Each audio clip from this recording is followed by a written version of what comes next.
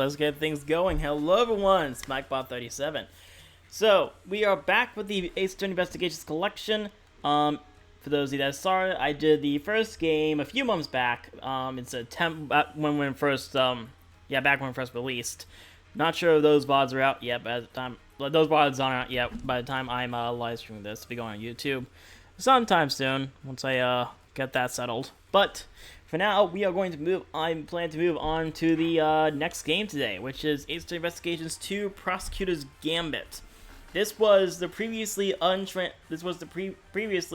Japan-only game that did not come to the West until this collection came out. I've been waiting to play it for quite some time. I haven't gotten around to it for quite a bit, but I'm ready to start it now. There are 5 cases in this game, same amount as Ace Investigations. I have some knowledge of the game, of what happens in the game, but not full knowledge. So I'll probably still be floundering on some sections of it.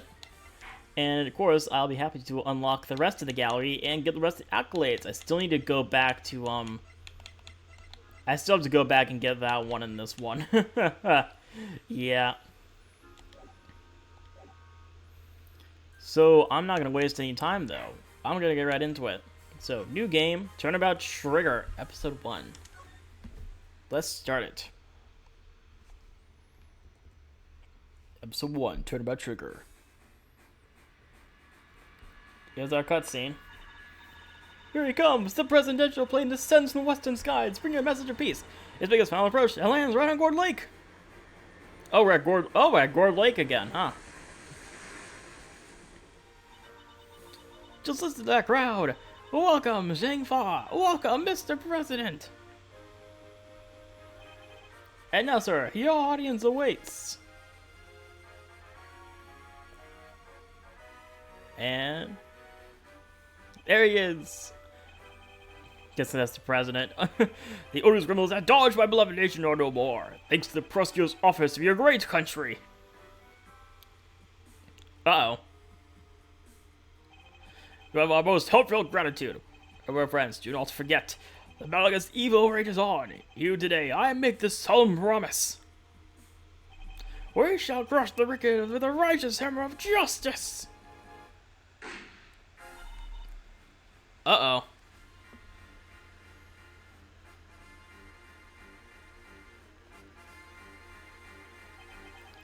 Call the prosecutor's office. Get Miles Edgeworth here right away.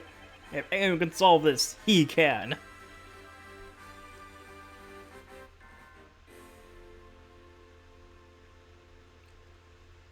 And we're off. Another case to solve. March 25th, 2:46 p.m. Gordon Lake. Spectator area. I was about to say arena. Yes, the spectators shall all fight it out here. The news must be halfway around the world already. After all, it's not every day an attempt is made on the life of a nation's president. My name is Miles Edgeworth, and I work as a prosecutor. I don't know why I'm saying all this, considering you just played the last game, but here we are. I came as soon as I got the call. The moment the phone rang, I knew it was serious. Mr. Edgeworth! And Gumshoe's here too. Of course, he's question marked because, of course, we don't want to. Because if you did not play the first game, you don't have no idea what this is. You have no idea what this is. You didn't play any games for this time. Of course, if you're probably playing this if you already played the other Ace Turner games, so of course you know who this is. We don't need. Okay.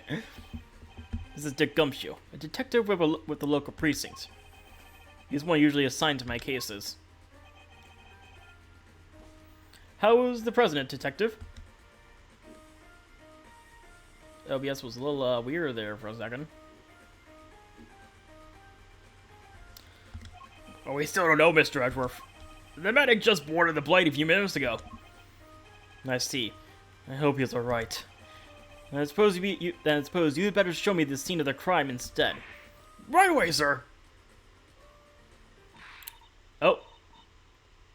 Who is that? Oh. We got someone popping up for the crowd. Who's that? You're the prosecutor in charge of your case, ain't ya? Wanna give me your first impressions? Anything strike y'all as odd?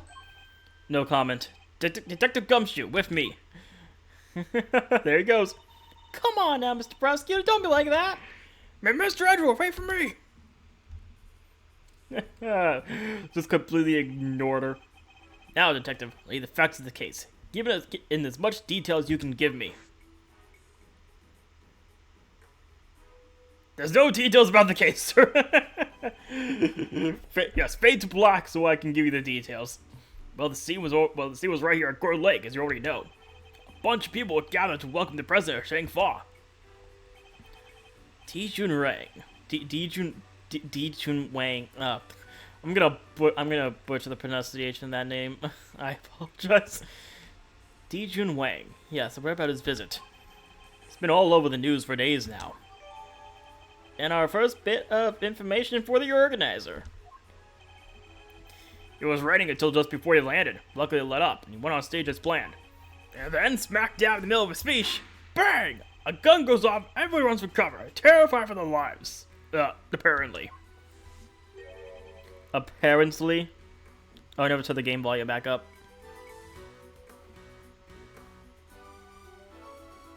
Apparently? The truth is, I only just showed up myself. I don't know a whole lot more than you do, sir. You were someone on short notice as well. Sure was. Right in the middle of my day off. I was at the office taking advantage of the peace and quiet to prepare for my next case, which of course just got interrupted by now. And then the boss himself calls you to the scene. Never a dull moment, huh, Mr. Edgeworth? The boss? Yeah, Chief Prosecutor was right here in the park. Saw the whole thing. First chance he got, he yelled at the top of his lung. Captain Edgeworth right away. He's the only man for the job. Something like that. I see. Oh, they cordoned the perimeter of the park off as soon as it happened. You'd be happy to know. So our would-be assassin is still here somewhere. Good. That cameraman's about to take a picture of Gumshoe. Now all you gotta do is find him in the middle of that crowd before they strike again. You're right. Don't know what else our culprit might be planning. These people are in danger. We don't have a moment to lose. Let's begin with the basics. And search every inch of the crime for clues, no matter how insignificant they may seem. Precisely. The president was shot at, which means a gun was involved. That's our first clue. Alright, duly noted. Detective Gumshoe! How exactly was security detail surrounding this president's speech organized? Well, sir, our officers are mainly focused on securing the perimeter of the park. The president's people took charge of the rest. He has his own team of bodyguards. See those guys over there? Maybe we should ask them a few questions. I don't think it's gonna go over well. If I want to talk to them, I'll need to walk over and press the A button.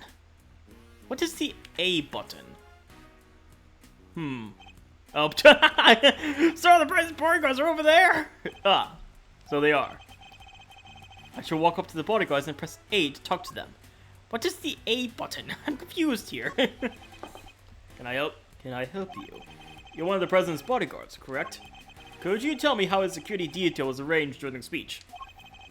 Two of our senior officers were attached to the president. The rest secured the stage. This isn't our first rodeo. Anything suspicious in that crowd, and we would have spotted it right away. I see. So the president's security was tightly orchestrated for the duration of the speech. Event security got another piece of logic there. Alright, that's two. Let's investigate further. We should speak with other witnesses and continue to look over the crime scene. We can't afford to leave any stone unturned. Oh, so that's how y'all go about it, huh? Sure, something seen in the pros and work. Can you tell a little bit about what happens when to that information once you got a hold of it? Ugh, bystanders. Just bystanders. This one seems persistent, but I can't afford to get distracted. Hey, Ruffles! I asked you a question, dang it! What happens next?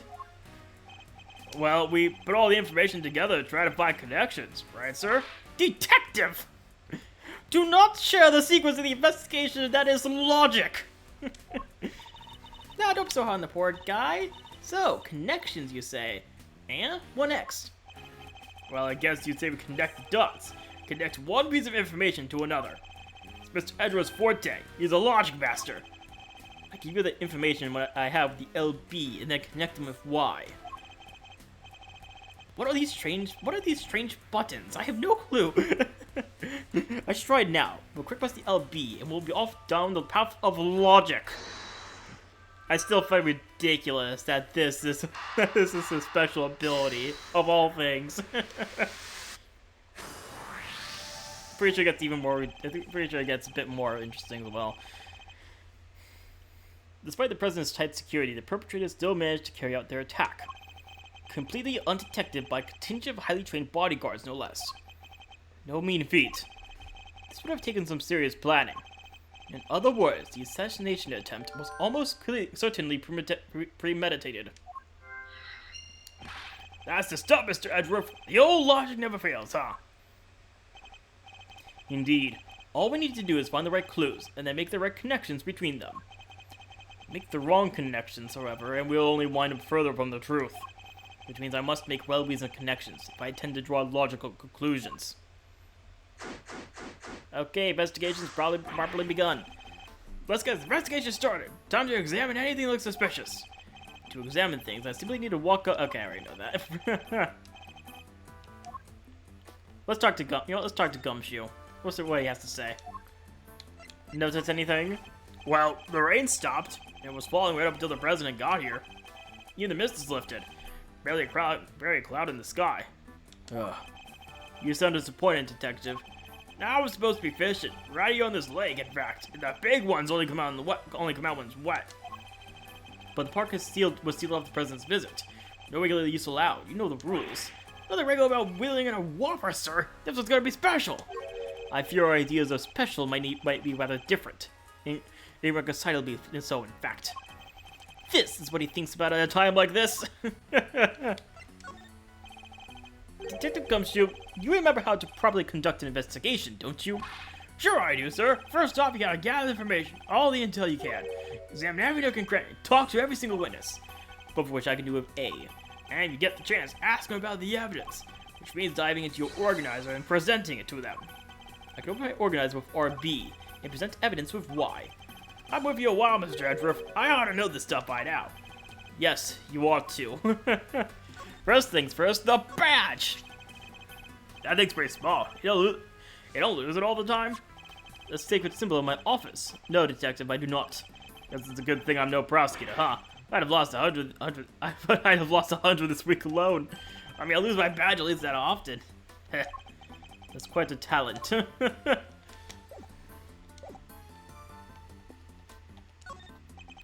No!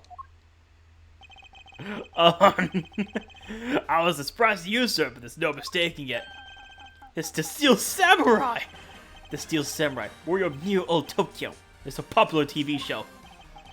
Old, young, it doesn't matter. It truly has something for everyone. Beats me why they had a Steel Samurai balloon at a welcome party for a foreign president. It is a little odd. But another thing about it, what better heroes represent our nation? Must scour the scene for anything that catches my attention. Probably this right here. It's the flag of Zhangfa. The key motif is a blazing red phoenix. Wait, what's this? Something that matters, sir? You don't see it, detective. There's something unusual about this flag. Compare it with the one on the other side of the stage, if you will. Oh, that's a beauty right there. Just look at it, flapping in the wind. It's immaculate. Exactly, which is how a flag should look. And yet, here we see quite a different picture.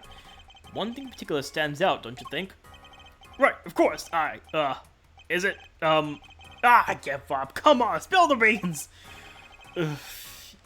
You can lead a horse to water. I'll just have to move the cursor to the problematic spot and highlight the difference with Y. I think that's the right one. For some reason, the Streamlabs is just removes everything.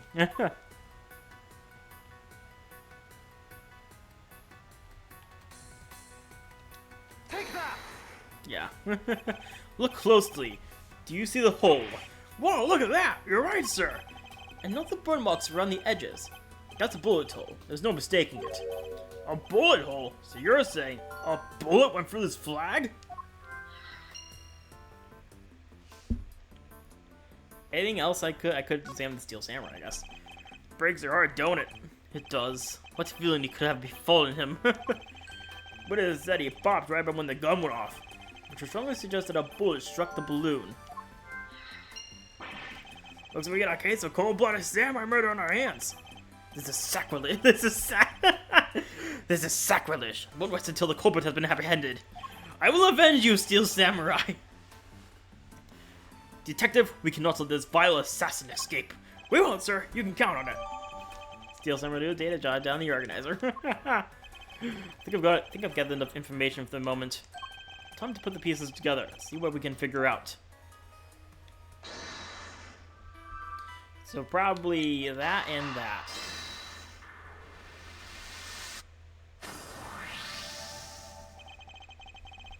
There is a bullet hole in the flag, and it seems highly likely that the balloon was popped by a bullet too. Which means 2 shots were fired, right, sir? Possibly even 3. The president was shot as well. Remember? Equally, the hole in the flag and the hole in the balloon could be made by the same bullet. What we need to know is how many gunshots there were. Well, that's it for that part of the investigation. Alright, on with the Huh? She's still there. Has she been trying to get our attention the whole time? Ruffles! Ruffles! Y'all figured something out, huh? Care to share? Who exactly is she? Why did she keep shouting at us? Rubbernecker, I guess. Seems pretty interested in the case. Come on, give me something here.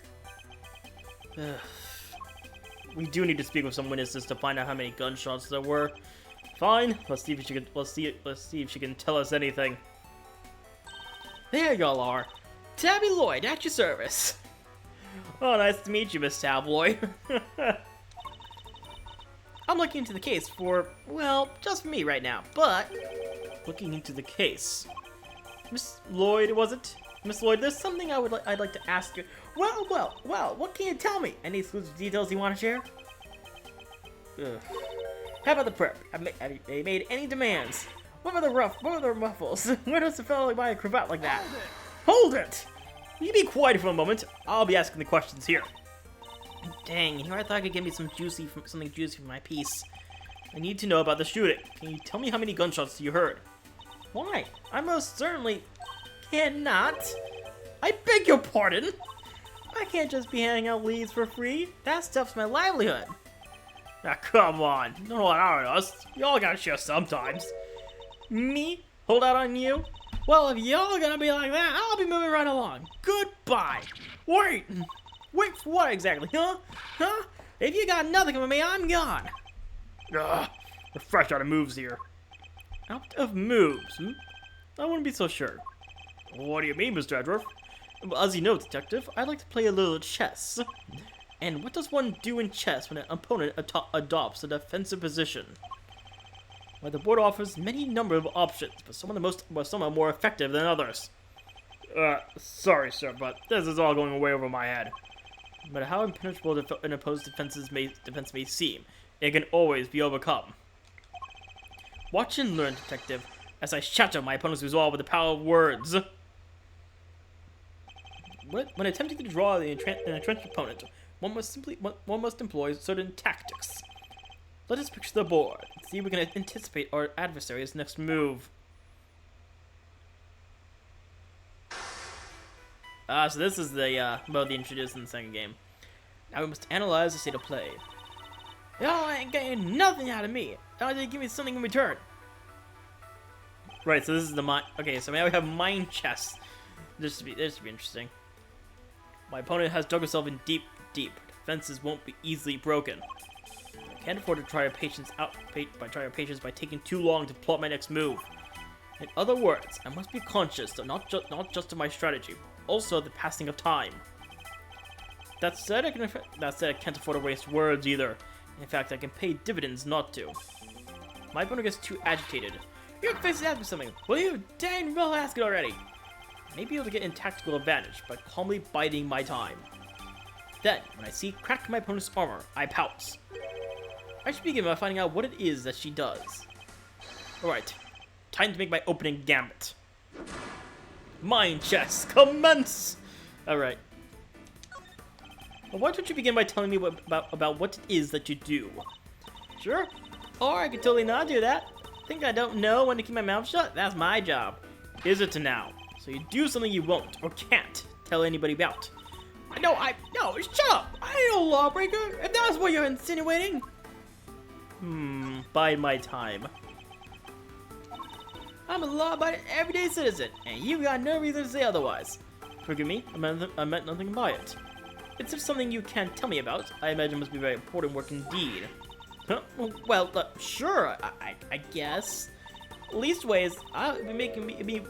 It'll be not once I bag me my first scoop.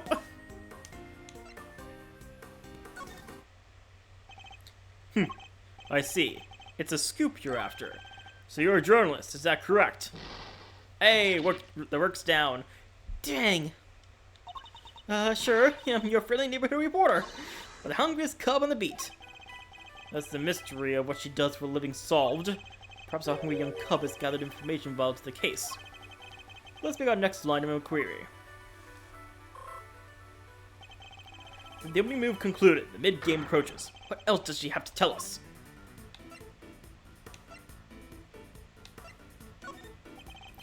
At the time of the incident, you were present at the scene of the crime. Come on now, Ruffles, you ain't gonna give me a little me to tap you something first? Absolutely not. Then I ain't giving you nothing either. You think I'm a sucker? Think again. Handed over, you're under arrest? Oh, God.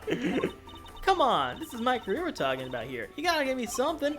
Sadly, the more you know, the more you might find yourself in danger. I ain't scared. I'm a pro. It takes more than the sound of a little gunfire to faze me. You may be a pro, as you put it, but I see you're still a little wet behind the ears. You say you heard gunfire, which proves you were here at the time of the crime. Therefore, you must have seen something. Double dang. Fine, I was here. I saw it. Came to report on the big speech. Wound up reporting on the shooting. And you won't get no more out of me than that. I'm done with your tricks, Ruffles. She came to report on the event. She must have made a record of some kind. A record I would very much like to get my hands on. This is quite the clue as to where I can take the conversation next. Ah, so now we're back to here. Alright. Yeah, I did think that option worked the first time, because the reporting up to that point had not been mentioned at all. You're a reporter, which means you must have been making a record of some kind. You got more questions? You gotta give me something first. That's the deal. I am not in the habit of making deals. Now tell me what it is I need to know. Sorry, Ruffles. Can't help you. Time to deploy my clue. No self-respecting reporter would leave the house without a means of putting things on a record. So tell me, Miss Lloyd, where is yours? Of course I made a record. I told you, I'm a pro. Dang near wore my shoes out running around this one. Which is why I'm not about to just hand it over to the first person who asks me. I'm not just anyone, young lady. I am the prosecutor in charge of this case. Don't you yell at me. I ain't getting it. No matter how many times you ask. I'll young lady you as many times as I like. You understand, don't you, Ruffles? It ain't nothing personal. I understand that your job is a difficult one. You do? Well, ain't that sweet. After all, this is not the first time I've dealt with a reporter on the witness stand. And in such a competitive field, you must sometimes doubt that you'll ever succeed. Like a certain other reporter I know. No, I'll go play for. I'm sure of it. Yeah. Just as long as I got my trusty tape recorder, I'll always be ready to nab me a scoop. Aha! Play me that tape. There we go. Intriguing. A young reporter, hungry for success. So dedicated to her craft that to leave such an important event unrecorded would be unthinkable. And indeed, she did not. She committed the entire event. Why does Streamlabs do this? Why it just removes everything? It's weird. To tape. There goes the queen, and we're out. Yeah, dang it! This is my scoop you messed with. My big break. Fine, sure. I recorded the whole darn thing. It's all right here. You got me, okay? Checkmate. Hey, we did it. I got the Steam achievement for that. You're something else, Ruffles. I was trying to be all strong and silent, but you had me singing like a canary. Never mind that. Now play us the tape. It should finally tell us how many shots were fired. Fine, you can hear it, but I got conditions. You play me like a fiddle, Ruffles. Only the Chief ever played me so good. So you gotta agree to be Chief number 2, and be mentored to a rising star, aka me. Chief number 2, huh? Kinda like a second parent. That's a big responsibility, sir. And one more thing. I want exclusive reporting rights for the first 24 hours. Come on, you guys, yes. What kind of mentor wouldn't give a star pupil the exclusive, huh? She's a difficult woman to refuse. I need to hear that recording. 24 hours is more than I can promise, but the story is yours until the case is solved. And the job Chief number 2? I think not. Yeah, you're all fun. Well, I guess a girl can't have everything. All for the sake of the scoop, huh? Alright, you got yourself a deal. I got exclusive access starting right this second, Ruffles. Good. Our first order of business is to listen to that tape. Let's see what we got. Honored friends and allies, I am here today to deliver a message. The odious criminals that dog my beloved nature are no more. The President's speech. The President passionately addresses the assembled crowd. As they're trying to shake off the reports of his declining populated by sheer force of will. That's me. There's me. Can't be a little live commentary to get set the scene. The meeting is scheduled for just after the speech, correct? He seems pretty pleased to be able to put the whole Yatagarasu situation behind him. That's what he should be. This is a great day for all of us. Whose voices are these? Oh, there was these 2 old guys standing right in front of me. They were whispering away to get to each other the whole darn time. I know the voices from somewhere. Wait, the part where the gun goes off is right after this. The President thrusts his fist in the air. The excitement reaches a fever pitch. The battle against evil rages on. Here today, I make you this solemn promise. We shall crush the wicked with the righteous hammer of justice. That was 2. But what the? Ah! And Data is jotted down the organizer. So, 2 shots were fired. Yep, and that tells us something. Something very important indeed. It allows us to deduce the trajectory of one of our bullets. Of the 2 shots fired, 1 hit the President, which means the other must have passed through both the flag and the balloon in that order. Which, as you can see, allows us to deduce the position of our shooter. The only possible place from the bullet could have been fired through the flag and the balloon and into the balloon is. Follow the line. So I guess it'd be somewhere in the left spot, huh? Let's try here. Drawing a line between the flag and the balloon gives us the trajectory of one of our bullets. It places our shooter on the left-hand side of the spectator area. All right. We got that. You're a genius, Mr. Edgeworth. Detective Gumshoe, I'll need to examine the left side of the spectator arena. Roger that, sir. So you need me to clear all those people out of the way, I guess. I do. What evidence remains to be found may already be deteriorating. So I'll need you to be quick about it. Yes, sir. Chief, hey, talking to you, Chief. I suppose you mean me, Miss Lloyd? I surely do. You gotta let me help out. This stuff's my forte. I'm the best crowd herder you ever did see. I'll prod and I'll push him wherever you like. A very kind offer, but I think a less hands-on approach might be preferable. Also, about this chief business. I am nobody's chief. That'll be funny in about that'll be funny in the next game. Whatever you say, Mr. Edgeworth, sir. Your wish is my command. I somehow doubt that. Hey, Gumshoe, run. Oh, wait, were we just talking from up there down to her the whole time? Here you go, sir. It's all ready for you. Miss Lloyd here cleared everybody out. Just like that. You should have seen it. Oh, you ain't seen nothing. The chief, my other chief that is, she sends him running twice as quick. Sounds like quite a formidable character. Perhaps I should go easy on the poor girl. Thank you, but you really shouldn't have. All that running around. Clothes are covered in mud. Allow me to pay for the cleaning. It's the least I can do. Huh? You mean my jacket? Oh, don't you be worrying about your pretty little head about that. It's reversible. All you gotta do is switch it around and alakazam, no more dirt. On the outside, perhaps, but you'd still have something something of a problem with the inside. We're ready to get back to the investigation whenever you are, sir. The crowd has trampled the entire arena. We'd be lucky to find any traces of our shooter at all.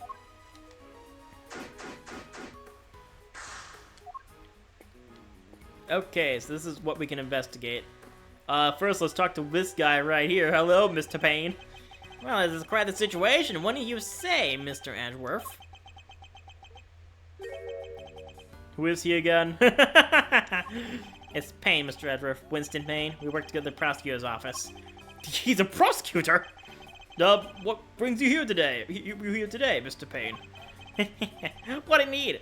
Why, only the invitation of the chief prosecutor himself. His voice. I recognize it from the tape recording.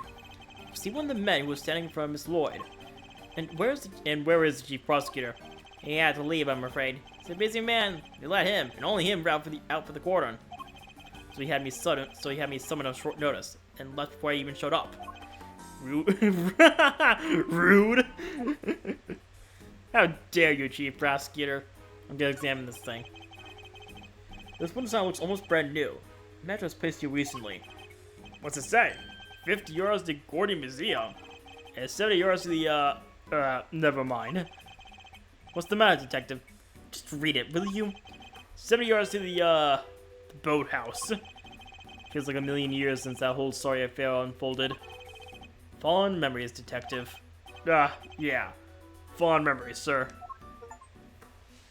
Reference. Anyways. I can't examine the flag? Okay.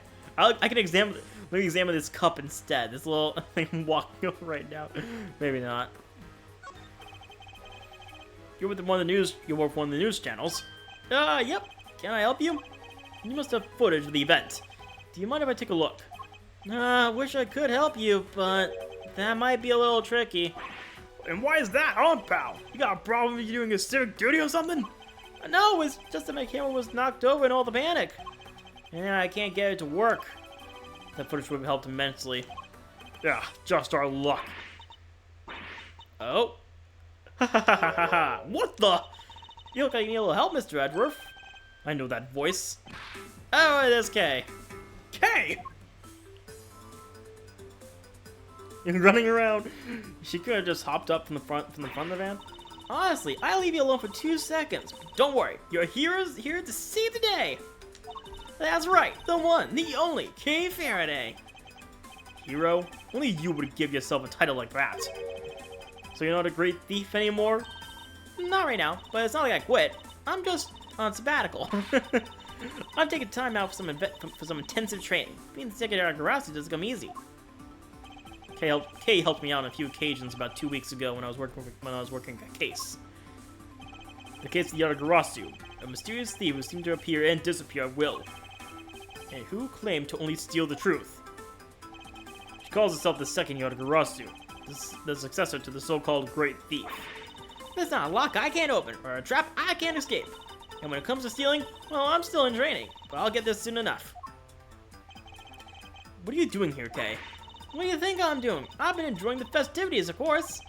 I suppose she did mention being fond of such things. And afterwards, I was thinking of dropping by your office to see you guys, but now I don't have to. Good to see you, kiddo. You're as bright as ever. Hey, Gummy, how you been? You're looking pretty full of beans yourself. So, Kay, we're really here to save the day. Yep. Prepare your jaw to hit the floor. Your best pal in the world here only went and took pictures of the whole shebang. Did you now? Then you better show them to me. Wow, your jaw didn't even drop an inch. What's a good guy do to impress you, huh? I know, right? Mr. Prosecutor here is about as much fun as a dang toothache. Won't even let me call him Chief. Well, I'm forgetting my manners. Tabby Lloyd, Ace Reporter, at your service. Nice to meet you, Tabby. You're right, he's no fun at all. This one time he... Oh, I moved that by accident. You two can chat later. Kay, can I see those pictures? Fine, here. Oh. Yep, that's a picture, alright. I took this run right when the gun went off. It was total chaos. People running everywhere. The president's 2 bodyguards. Huh. What's that? Thank you indeed, Kay. I think you provided us with a clue. Ooh, wait, you guys look like a pair of dang Christmas trees. Well, Mr. Edgeworth, can you tell the readers what you spotted? A contradiction. Oh, here we go. Huh? What now? I don't see nothing strange. Let me just show you. This picture shows the moment of the incident, but another piece of evidence shows something different. I need to highlight the point of contradiction, and employ my powers of deduction. First, to find the contradiction in the photograph.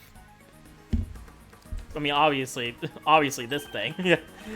Yes, this is it. Press Y to make my deduction. There it is. I'm not. It's barely in the box. Basically, what do I even have that can?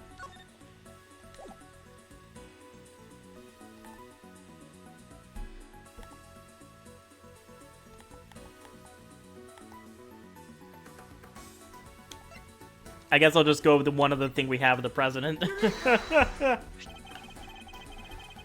Look closely at the picture of the president in this newspaper clipping, if you would, Miss Lloyd. Why is this? Okay. Now look at Kay's photograph. Compare the two carefully. Huh? What am I looking for here? Well, I'll be. Indeed, there's something on the president's forehead. Something that wasn't there in the other picture. What is that? Some kind of birthmark? Yeah, guy's got a big red birthmark right in the middle of his forehead. Birthmark. Oh boy. I highly doubt a birthmark just sprang up there since the other picture was taken. Did he get bitten by a bug then, maybe? Yeah, that's it. That right there is a big old bug bite. And here I thought it was something important. The look on your face. You should know that the road to the truth is paved with just such seemingly trivial details. Oh, again with the face. All right. Duly noted, Chief. Okay, so photograph jotted down the organizer. All right. Can I talk to Gumshoe again? From my organizer. You know, you can check the information you got by okay, it's just another tutorial. Yeah. Looks like you incinerated detective. I know your first name perfectly well. If you say so, sir, just remember that all the evidence you gather is in your organizer, okay? Including stuff like people's names and backgrounds. Even mine. Ugh. Suppose I should take a look later with RB. What do we have? What do we have in terms of profiles right now anyway? Only 4 people. Gumshoe, this guy, the president, Lloyd, and Faraday. All we have. Can I examine the trash? I can. You even got a pick for the trash yourself? Prosecutor's life ain't easy, huh? Detective Gumshoe. Right away, sir. Oh, never mind.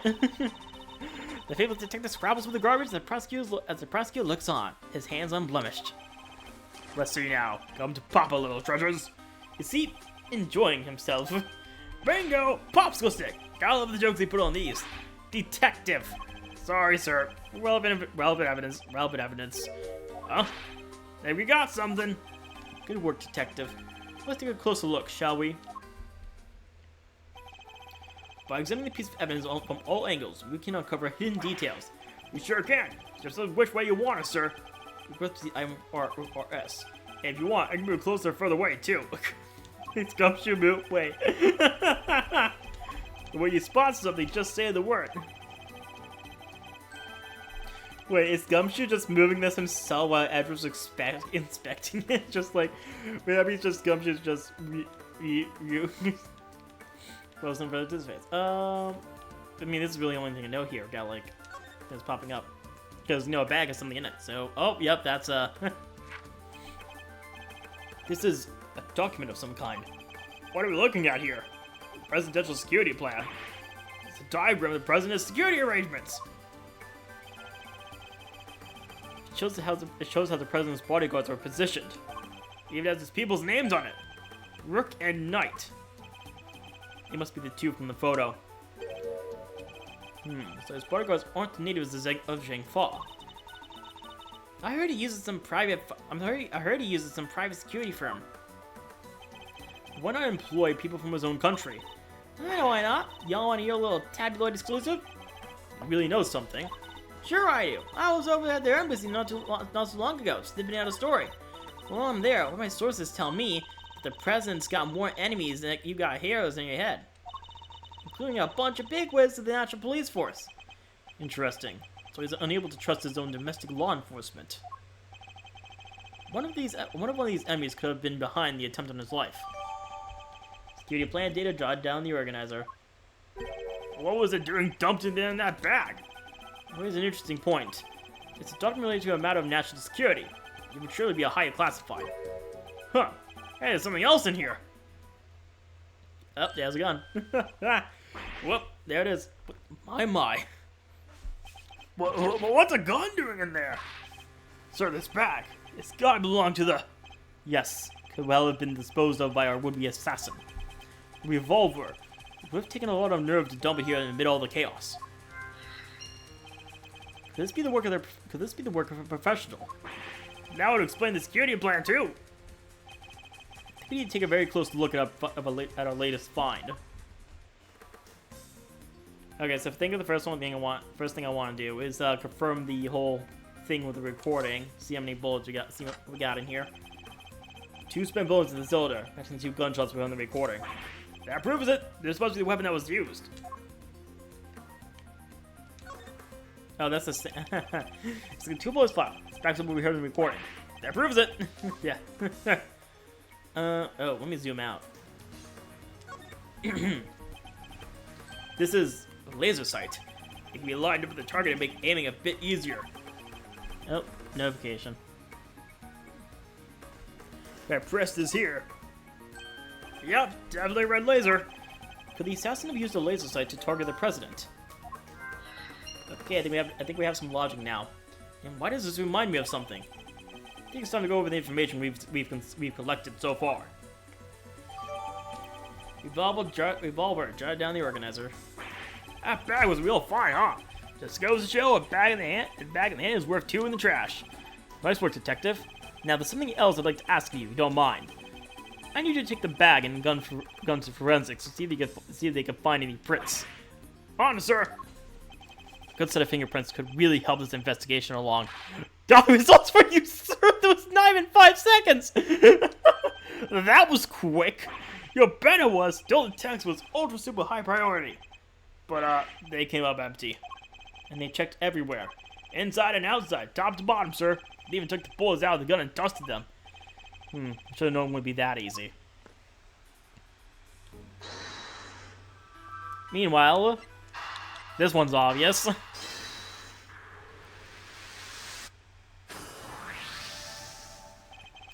I've solved the mystery of the red birthmark. Really? So that wasn't a bug bite? No. What we're dealing with isn't something that would itch for a day and then disappear. It is in fact the beam of a laser sight. And our killer was aiming to shoot the president square on the forehead. And shortly after this picture was taken, a second shot rang out. Yeah, that's gonna do more than an itch. Indeed. I fear the president may be even more danger than we thought. That the gun we found was a weapon used in the crime. Updated. Alright. Why would the perp use a laser sight, though? He's right. You'd stand out like crazy using something like that. Pew pew pew. It's not like you just go around shooting lasers all over the place. No, and anyone who saw it could trace it right back to the shooter. Seems like a pretty bad idea all around. Oh, I almost forgot. I took a couple more pictures. Maybe the laser sight's in one of them.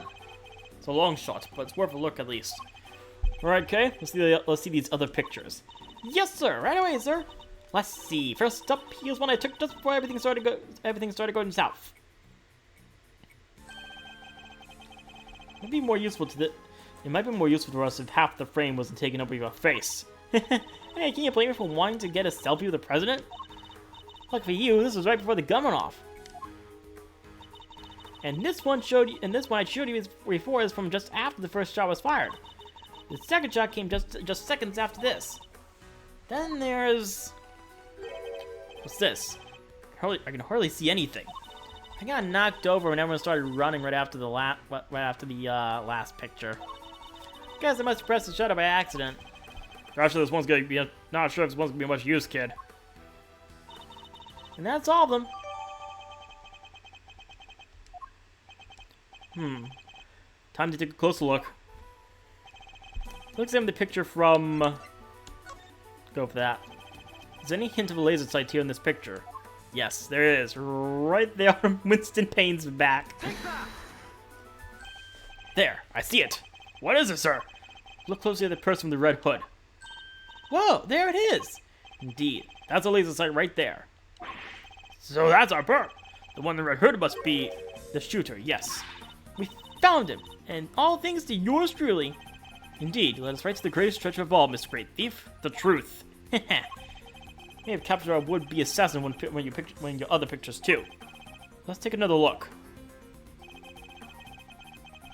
I think I noticed that in the third picture as well. Yeah, there it is. Right around there. Take that! Look, right there! Red jacket. That must be a suspect. Looks like they took advantage of the confusion to make their getaway. Luckily, we can see exactly where they were headed. Ah, the samurai dog stand. Precisely, which means they escaped towards the right-hand side of the spectator area. Detective Gumshoe, he must now clear the other side of the spectator area. Yes, sir. Consider it cleared. Good. Counting on you. Everyone move! Well, now both sides have been cleared. We have you now, my little Red Riding Hood. The entire park is cornered off. We know which way you went. Now it's simply a matter of hunting you down.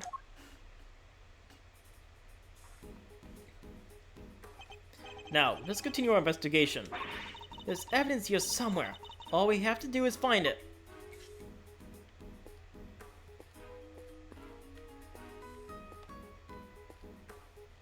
Sure of this, I guess.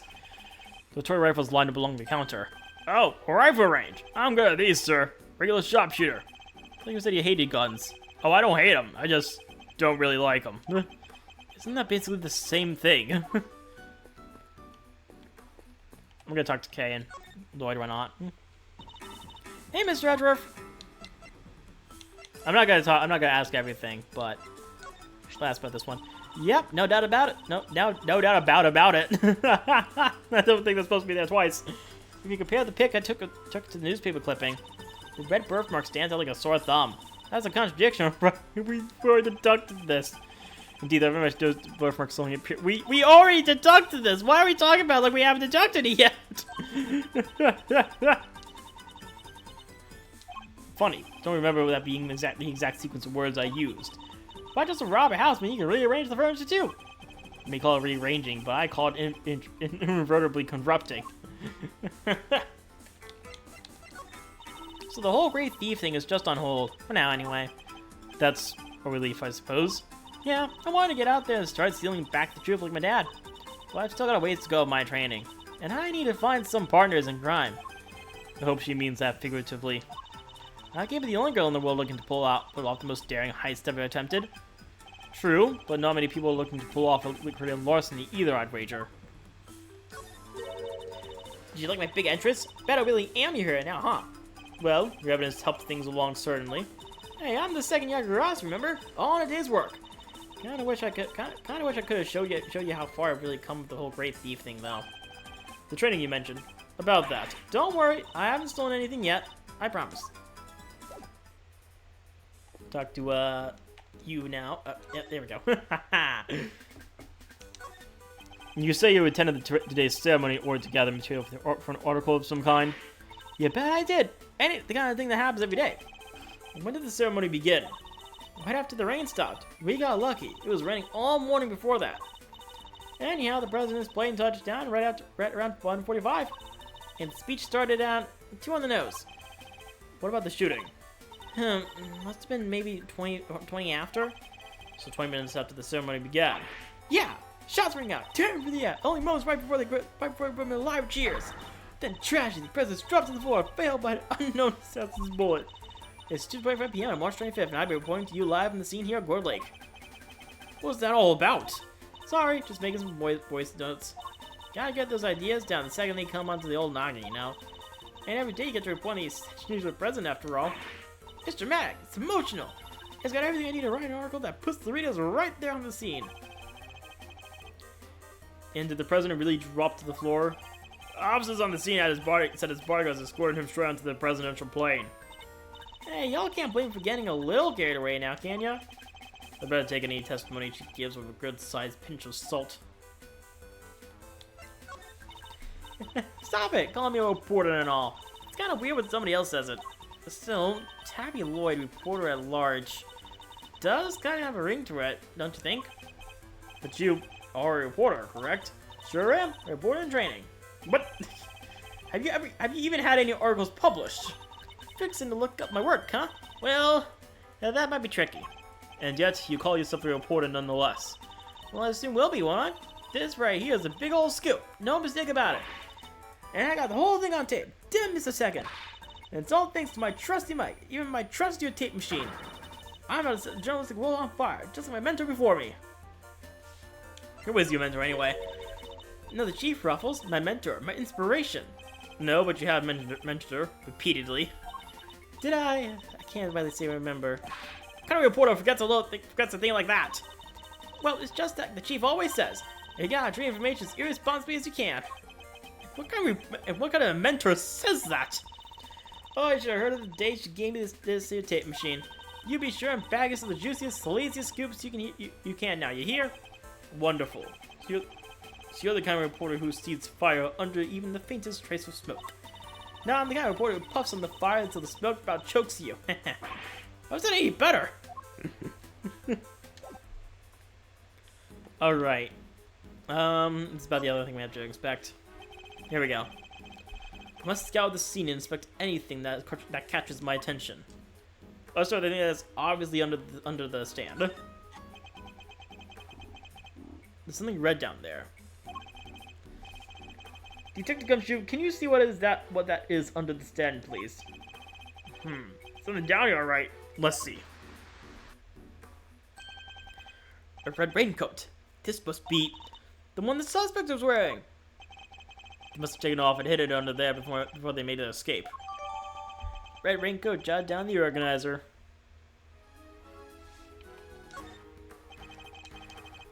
Yes, nothing interests the raincoat. The sleeve. It's inside out. The button's missing too.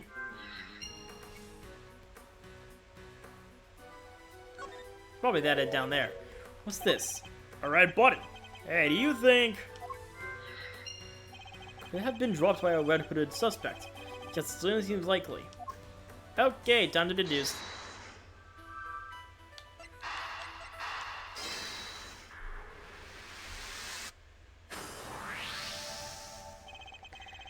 The button we found seems to have come from this raincoat. It must have been pulled loose when the killer took it off. The right sleeve's inside out, too. It seems it was removed in a hurry. Fastened to tear a button off, no less. Surmisingly, our assassin disposed of the gun and bag in the trash immediately after the shooting of the president. They then slipped into the panicked crowd and moved from the left to the right side of the spectator area. This was because they knew the trajectory of the bullet would point to a shooter on the left side. Finally, we removed the raincoat and hid it under the samurai dog stand. The killer would have needed to get rid of the coat as soon as possible, hence this hurried removal. The fact that the right sleeve is inside out is a testament to how quickly it was taken off. Yep, that and the missing button. The question, of course, is, why didn't the same thing happen to the left sleeve? Oh yeah, only the right sleeve is inside out. Indeed, and the button in the left sleeve is still securely attached. What? I'm talking too much doing this. So what does it mean, Mr. Edgeworth? If we're to answer that question, Detective, we'll need to inspect the raincoat in more detail.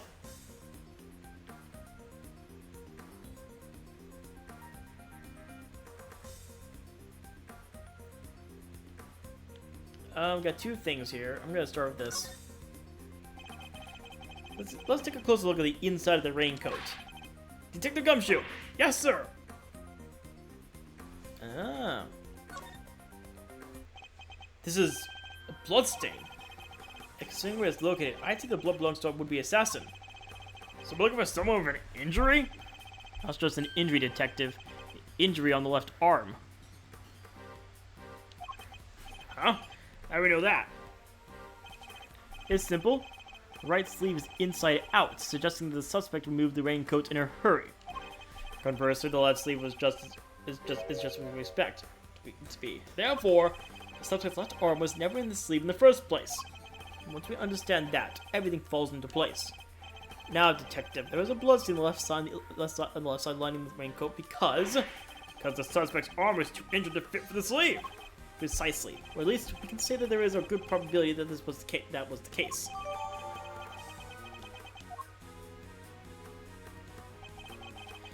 Pieces are starting to fall into place. Okay, investigation complete again. Detective Gumshoe, we need to go and search the crowd for likely suspects. Yes, sir! Suspicious characters with injured left arms, coming right up! You're even smarter than you look, Ruffles! Taking all the itty-bitty pieces and putting them together like that, you'll have a man in no time. That's Mr. Edgeworth for you! Park is still cordoned off, so a would-be assassin should be in that crowd somewhere. Don't let me down, Detective Gumshoe.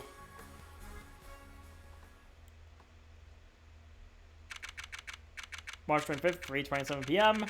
Gore Lake spectator area. What do we got? Mr. Edgeworth, you found someone who fits the bill perfectly, sir. Way to nab the assassin, Gummy. Hold on, Kay. It's a little too soon to be jumping to conclusions. Blech. For the moment, they're a person of interest, nothing more. Understood? Okay, no jumping. But he's our shooter, sir. Sure. He's the guy who tried to take out the president. In broad daylight, surrounded by a crowd of witnesses. This is no ordinary assassin. Bring him over here, detective. Carefully. Yes, sir. Come on, boys. You're it, Mr. Edgeworth. Oh, it's Shelly the killer. Oh, no. I guess I should be surprised. No umbrella. And a bandage on his left arm. Well, pal, state your name already. Doe. John Doe. Charmed, I'm sure. Oh boy. John Doe. That's a name you often hear in real life. Does Edgeworth not recognize? Surely Edgeworth would have seen a picture of this guy at some point in the second game. Something. I know this man was somewhere. You're sure of it? You absolutely should know who this person is. And you are Prosecutor Edgeworth. You know my name. And of course, I have been following the day's developments with some interest. And now, perhaps you care to explain why you've asked to speak with me. As you've been following our investigation, you are no doubt already aware of who we're looking for. So let me ask you, do you recognize this raincoat by any chance? Forgive me, but I'm afraid I do not. I see. Well, I believe his owner to be the would-be assassin we are seeking.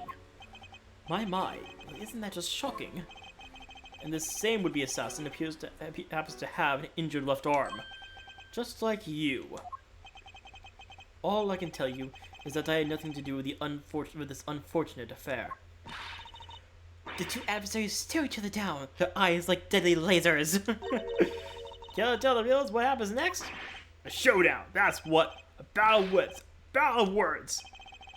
Dare I let him explain any further than what he thinks of this upcoming battle will entail? No, let's not go. I want to hear this. I want to hear this. Now, battle wits, you never know if or when the other guy might be lying or just plain mistaken. But if you spot an inconsistency in a statement of theirs, you gotta present the evidence that proves it. To do that, I need to first open my organizer with RB, and then press Y. Okay. Oh, it's a tutorial. It's a tutorial. I didn't realize it was a tutorial. I thought I was just gonna go rambling for a second. I didn't realize it was gonna be a tutorial. I already know this. It shows how it's done, Mr. Edgeworth. Step up to bat. I need to stop Prosecutor. Once able to proudly gather my thoughts. Yes. Here we go. Doe's disposition. I can understand why whoever wore the raincoat would be of interest to you, but you have no proof that this person's injured as you claim. My left arm may be injured, but I can still use my right. When it started raining, I simply opened my umbrella. No raincoat required. So you contend that you were not wearing a raincoat, is that correct? It is. And is that so strange? Not everyone wears one after all. I happen to prefer an umbrella. Team Raincoat over here, they're perfect for when a girl really needs to move. Heck, I don't use neither. Come rain, sleet, or snow, shine, it's my trusty Parker every time. Not exactly the line of query I was hoping to pursue. So you see, I am not your would-be killer. And I am not in the habit of making baseless accusations, Mr. Doe. Please, I'm just a simple ice cream salesman. Oh my.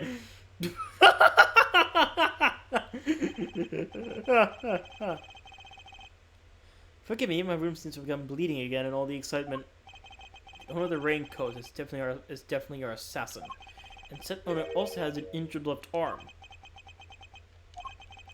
I'm on to you, Mr. Doe. It's only a matter of time. Alright.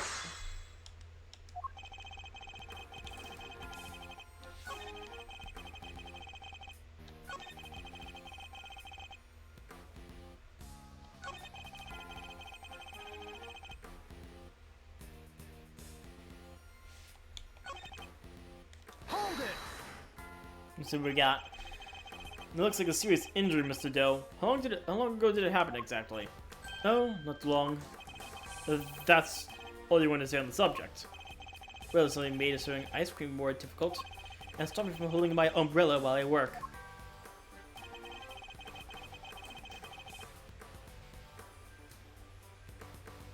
Hold it! And yet, you don't seem to have an umbrella on you at the moment. Didn't the rain stop only a short while ago, just before the shooting? It did indeed. I remember because I was selling in notary with customers. That was less than an hour ago. Are you trying to tell me you lost your umbrella in that short span of time? Yes, that's exactly what I'm trying to tell you. After all, it only takes a moment for someone to steal an umbrella, especially in a crowd of that size. That's entirely possible, I suppose. My umbrella well was raining, Mr. Edgeworth. That is a fact. And then he lost the umbrella to the crowd, huh? Guess it's just one of those things. I suppose you're going to tell me that his wound reopening is just one of those things too?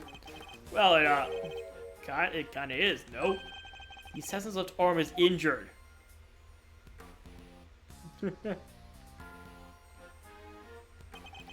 As is Mr. Doe's. Why, it's even bleeding as we speak. You're right, that is pretty suspicious. Nonetheless, we need to find something concrete that will link Mr. Doe to the crime. First, RB organize and look over all the evidence again.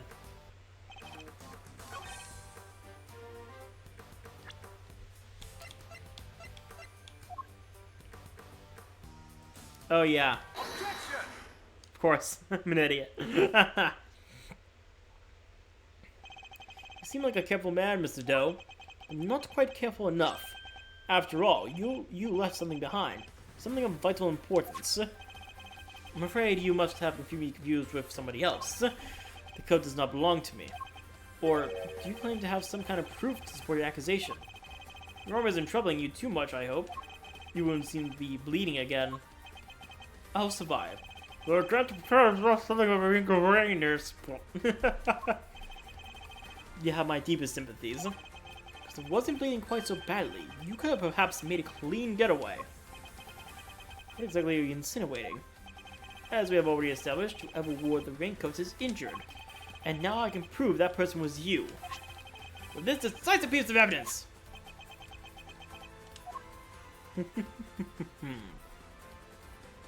You see, Mr. Doe, there is a small amount of blood on the inside of this raincoat. Blood that belongs to our assassin. Ooh! Ice cream goes in the air and just comes back down gently. The ice cream's sweating now, too. Attempted murder of a foreign leader, causing a diplomatic incident? They'll throw the book at you! You can give us the silent treatment all you like. We don't need you to talk. A simple blood test will give us the answer we require. All it takes for us to compare the blood on your bandages with that on the coat, and that'll be that. We have the evidence. Why don't you make it easier on all of us and come clean? Admit that you were the one who attempted to assassinate the president of Zengfar. I am not your assassin. You're stubborn, I'll give you that. But if this were the game of chess, you would already be in checkmate. And do the honorable thing and admit defeat. That's kind of not what he does. Doesn't look like a man with no moves left to play. Very well, you have me. I'll admit it. I was wearing the raincoat. You confess! Say the word and I'll slap the cuffs on right now! But I did not shoot at the president. What? Mr. Edgeworth, the only thing you have you have to prove is that I was wearing a particular raincoat. As far as I'm aware, that is not a crime. Alright, we can prove he's the raincoat. We can't prove he was wearing the raincoat at the time. Okay. I'm no assassin. I'm a simple ice cream seller. One who happened to be wearing a red raincoat while watching the president speak. I was as surprised as anyone when his bodyguard sprang into action as the shots rang out. That's when the spectators panicked and started running and screaming for their lives. Now, are you finally satisfied with that I am telling the truth? As if! Your story stinks!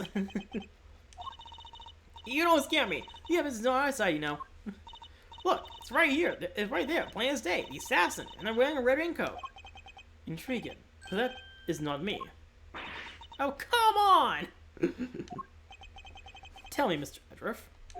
Do you really think I was the only one in the entire park wearing a red raincoat today? I do, actually. But then why? Why does he seem so sure of himself?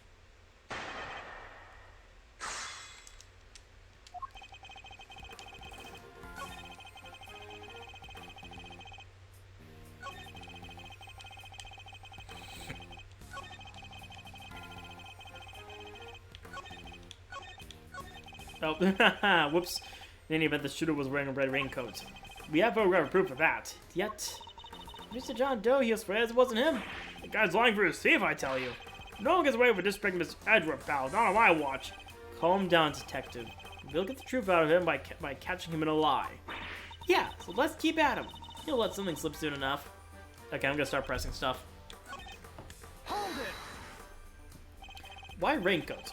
Why were you not using an umbrella? Is that so strange? It's raining in morning. Most people are wearing a jacket of some kind. Well, I'd say it's a pretty strange choice considering you couldn't get one of your arms into it. Better than have one of my hands occupied with an umbrella. Ice cream to serve after all. Then why go to such lengths to avoid testifying to that effect in the first place? Forgive me, I simply hadn't remembered until now. It's been an eventful day after all. Eventful? Well, I hardly know what else to call it, Mr. Edgeworth. The president getting far was shot at. Hold it! So if you saw the bodyguards move before you heard the gunshots. Yes, if I recall correctly, they moved first. At least, the one on the left did. You're rather observant, Mr. Doe. I am blessed with keen eyes. Names of the bodyguards were within the top corner of the security plan. And the one on the left was Rourke. That's correct. Bastion Rourke, I believe. Except I expect he noticed the light from the laser sight. The man is no amateur. Mr. Doe knows a little too much about the business of being a bodyguard for my liking. I'd say our friend here is no amateur either. I'd like to do a pen what you just said to your testimony, if you don't mind. As you wish.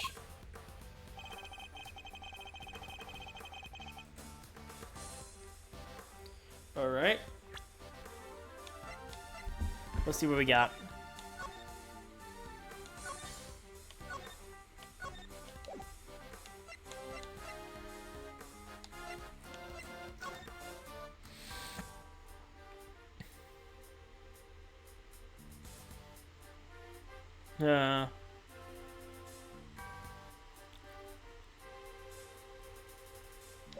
Wait a second.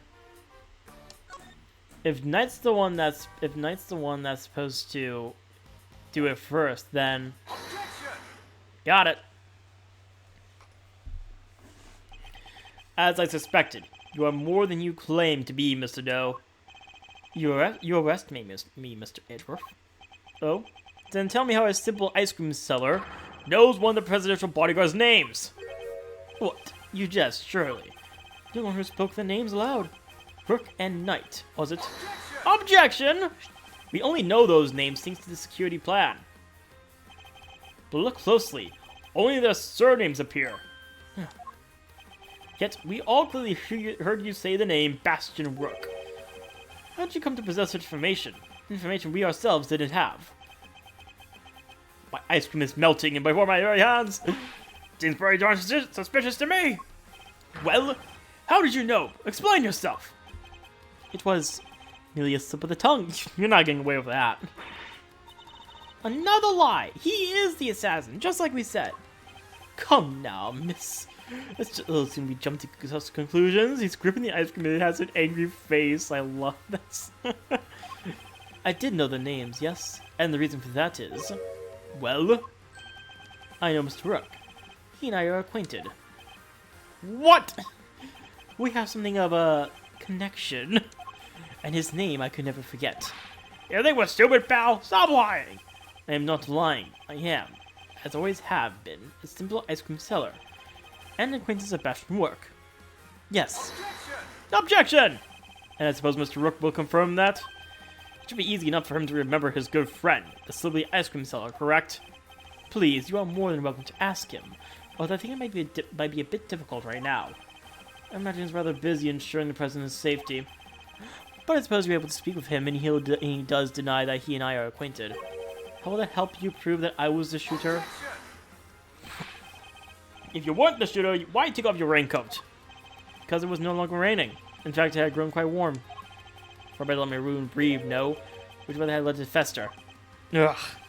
See, actually going to warm his way out of this. Oh, here we go. What are you waiting for, Mr. Edgeworth? Hurry up and arrest the man. He's clearly guilty. If I were you, he'd be in jail already. You might be willing to arrest a man without sufficient proof, but I'm not. No, come on, Mr. Edgeworth. There's gotta be something you can do. Shocking scenes here. This government seems all but certain to escape justice. It seems the court of public opinion has spoken. Very well. As it will clearly be viewed as with suspicion no matter what I say, I might as well share what I know. What you know? What's this angle here? I saw them. I saw another person with a red hood. What? Are you kidding? It's the person you captured in your photograph. First I noticed him just before the president's speech began. It was still raining then. The outfit was the same color as my own, which is what drew my attention. As did the laser beam that was aimed directly at the president's head. He's claiming there was another red-hooded person. Preposterous! I knew that if anyone saw me just similarly to this individual, I could fall under suspicion of myself. And so naturally I removed my raincoat. So not only did you see the assassin, but they were wearing exactly the same thing as you? How very convenient. I thought you might find it far-fetched, hence my not mentioning it until now. I know you law enforcement people are very skeptical types. You would never have believed me. Especially not if I said that the shooter was standing right next to the certain prosecutor. Well, I know you don't mean me. I wasn't even summoned until after the shooting. No, not you, Mr. Edgeworth. Your colleague over there. Huh? Me? Yes, arrest him. Yes, the photograph will prove it, I am sure. You see?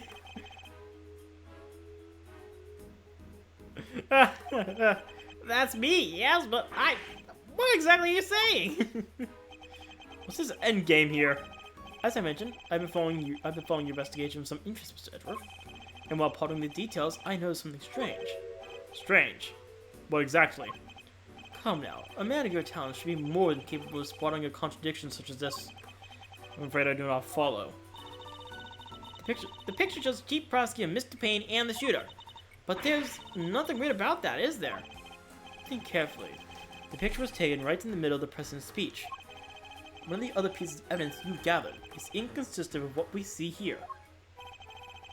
What is Mr. Doe talking about? Which piece of evidence is inconsistent with what's in this picture?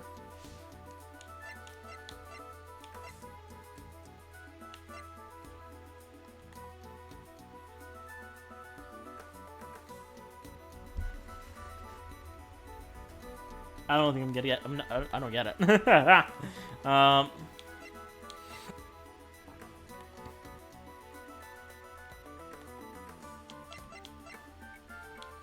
Oh, wait a second.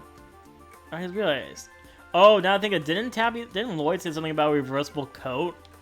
Oh boy. Well, maybe I should present this. Ugh, of course, the tape. It contradicts the photograph.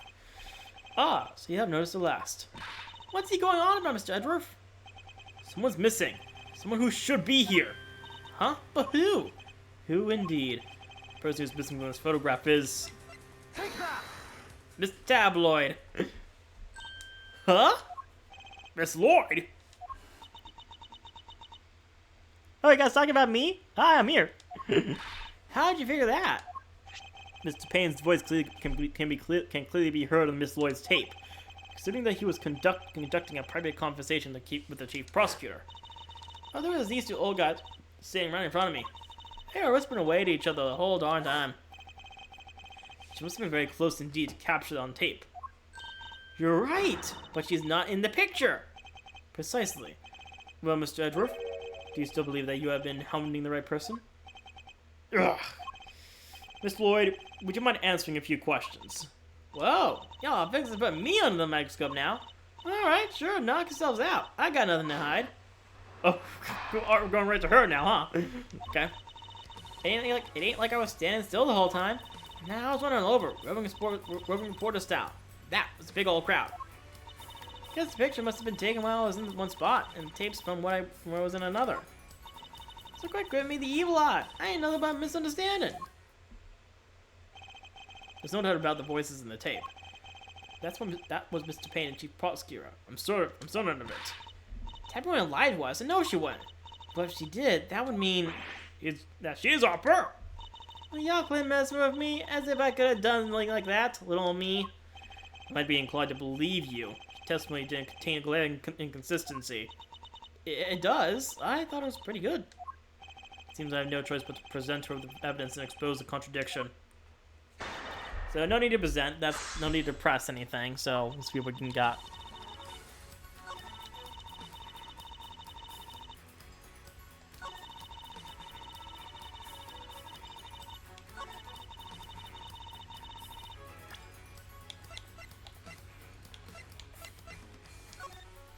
Take a look at that again. Now there is red on the other side. Oh, wrong button. I just can't get a read on her. I don't feel like she's hiding anything super bad either. I agree that she doesn't seem to be ill-intentioned, but who knows if that means something much worse is lying just underneath. Regardless, we must put aside any immediate impressions. Her actions are on the record. I have the proof that contradicts her testimony.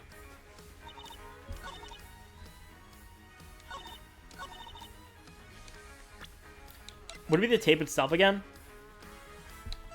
I don't know.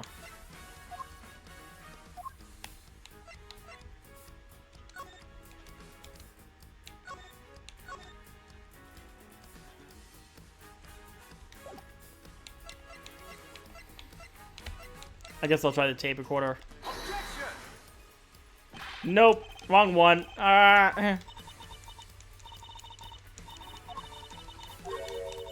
Nope, back. I messed it up. Is that pity I see in her eyes? Let's pick the wrong piece of evidence.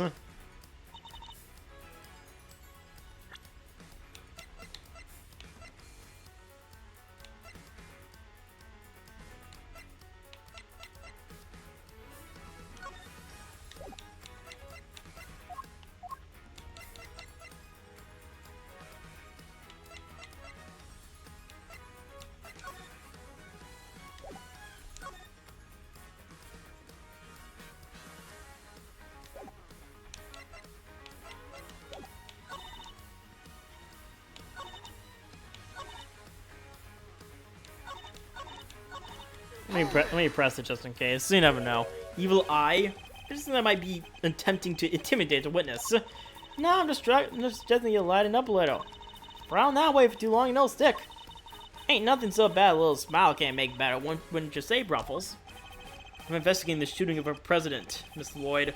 So I was highly unlikely to help with that. So, proclaim the prosecutor. All while beaming from ear to ear. Paragraph ends. Perhaps what I ought to do is deploy my evil eye on her next time. I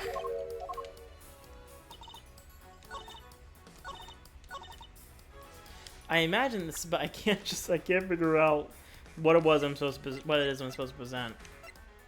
I thought it was a tape, but no, that's not it.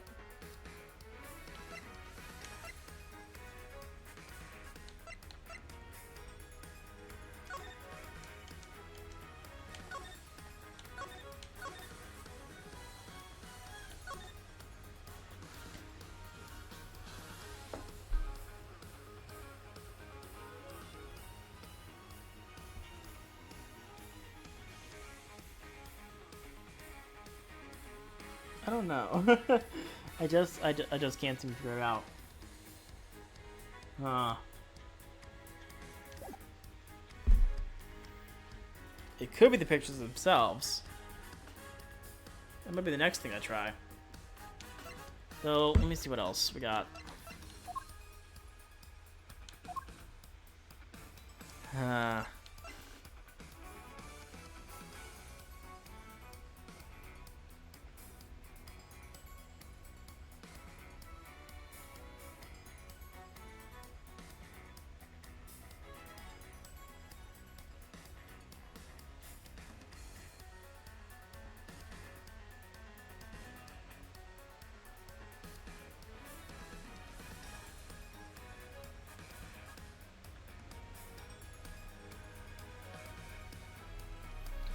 You know what? Maybe I was doing it wrong. Maybe I was just... Maybe it's not this state. Maybe it was another one. Wait a second.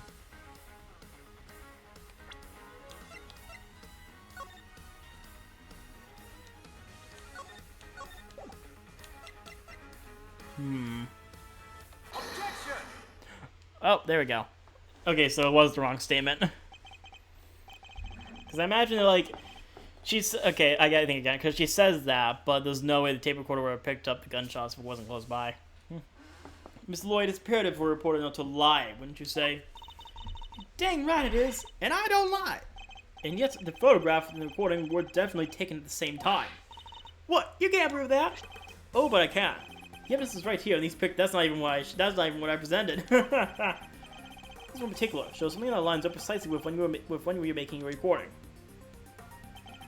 What part of the picture indicates that it must have been taken at the same time as Mr. Lloyd's recording? Probably that. Right there. Take that. Here, look closely. This is the answer to all our questions. I don't really know that is. Here, right here, look again. It's faint, but it's there. Is it a speck of dust, maybe? Happens all the time. Amateurs don't think to wipe the lens. Oh, that's not what I meant at all. I should listen to Miss Lloyd's tape again. The recording was made right when the photograph was taken. Perfect. I just need to point out the part of the picture that proves it. Oh, wait. Oh. Maybe, oh, wait. Maybe it was like when he raised his fist into the air. That's probably it. There we go. See here? The president has his fist raised. And? What about it? Would you be so kind as to play the tape again? I see, it ain't that simple.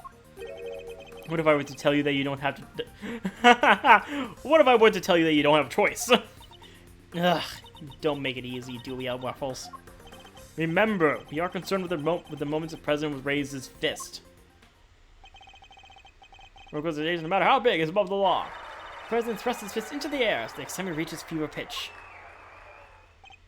There! That's the moment right there! Correct. We now confirm when it occurred in the recording. Which means Tabby should be in the picture too.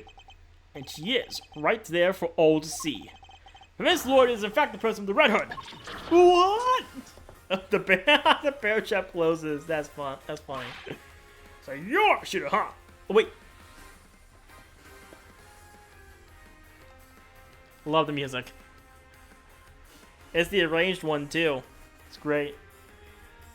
I'm gonna jam out for a moment. Okay. No,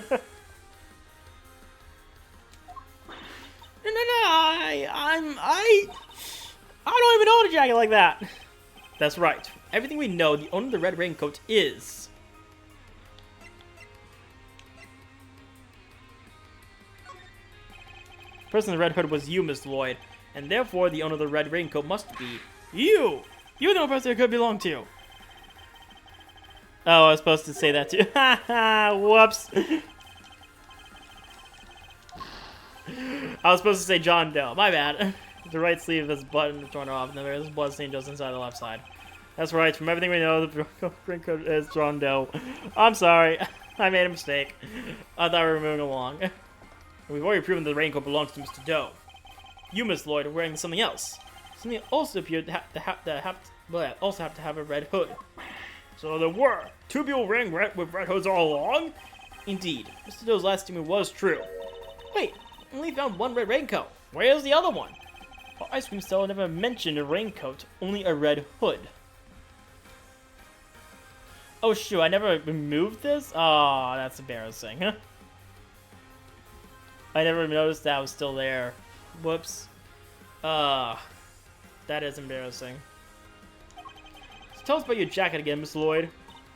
Huh? This whole thing? Well, the best thing about it, like I said, get mud. If you get mud and such on it, it's reversible. See? So you just turn it inside out and yeah! Way to expose yourself. That's just as I thought. The inside of a hood, it's red. That's right. And when the incident occurred, that's the side of the hood that was visible. What's going on here? What were we really up to, huh, pal? Oh wait, no, I never wore it that way around. Perhaps it would allow us to examine it. We can confirm that for ourselves. And you're all gonna confirm that how exactly? It was raining right up until the president's speech, correct? That much has been established already. And as you yourself said, heck, I don't use neither. Come rain, sleet, snow, or signs, my trusty parka every time. If you haven't reversed your parka since the rain, then the inside should be dry. Well, wait a sec now. I got this big old backpack on, see, so I can't take off my jacket. Yeah. Maybe I could show y'all some other time? You think our excuse that the rain is gonna wash from Mr. Edgeworth? No. Well, what are you waiting for? You're innocent. Take it off and show us. It wasn't me. I swear I'd never shot the dang president. I could never. If that's true, Mr. Lloyd, then your best option is to cooperate and tell us the truth. Is there a particular reason why you chose to wear a parka with a red hood here today? I'm sorry, Ruffles. There's something I never told you, something I couldn't. But I'll come clean, I promise. Just go easy on me now, you hear? Oh, who called to hold it? Oh. What? What? Who said that?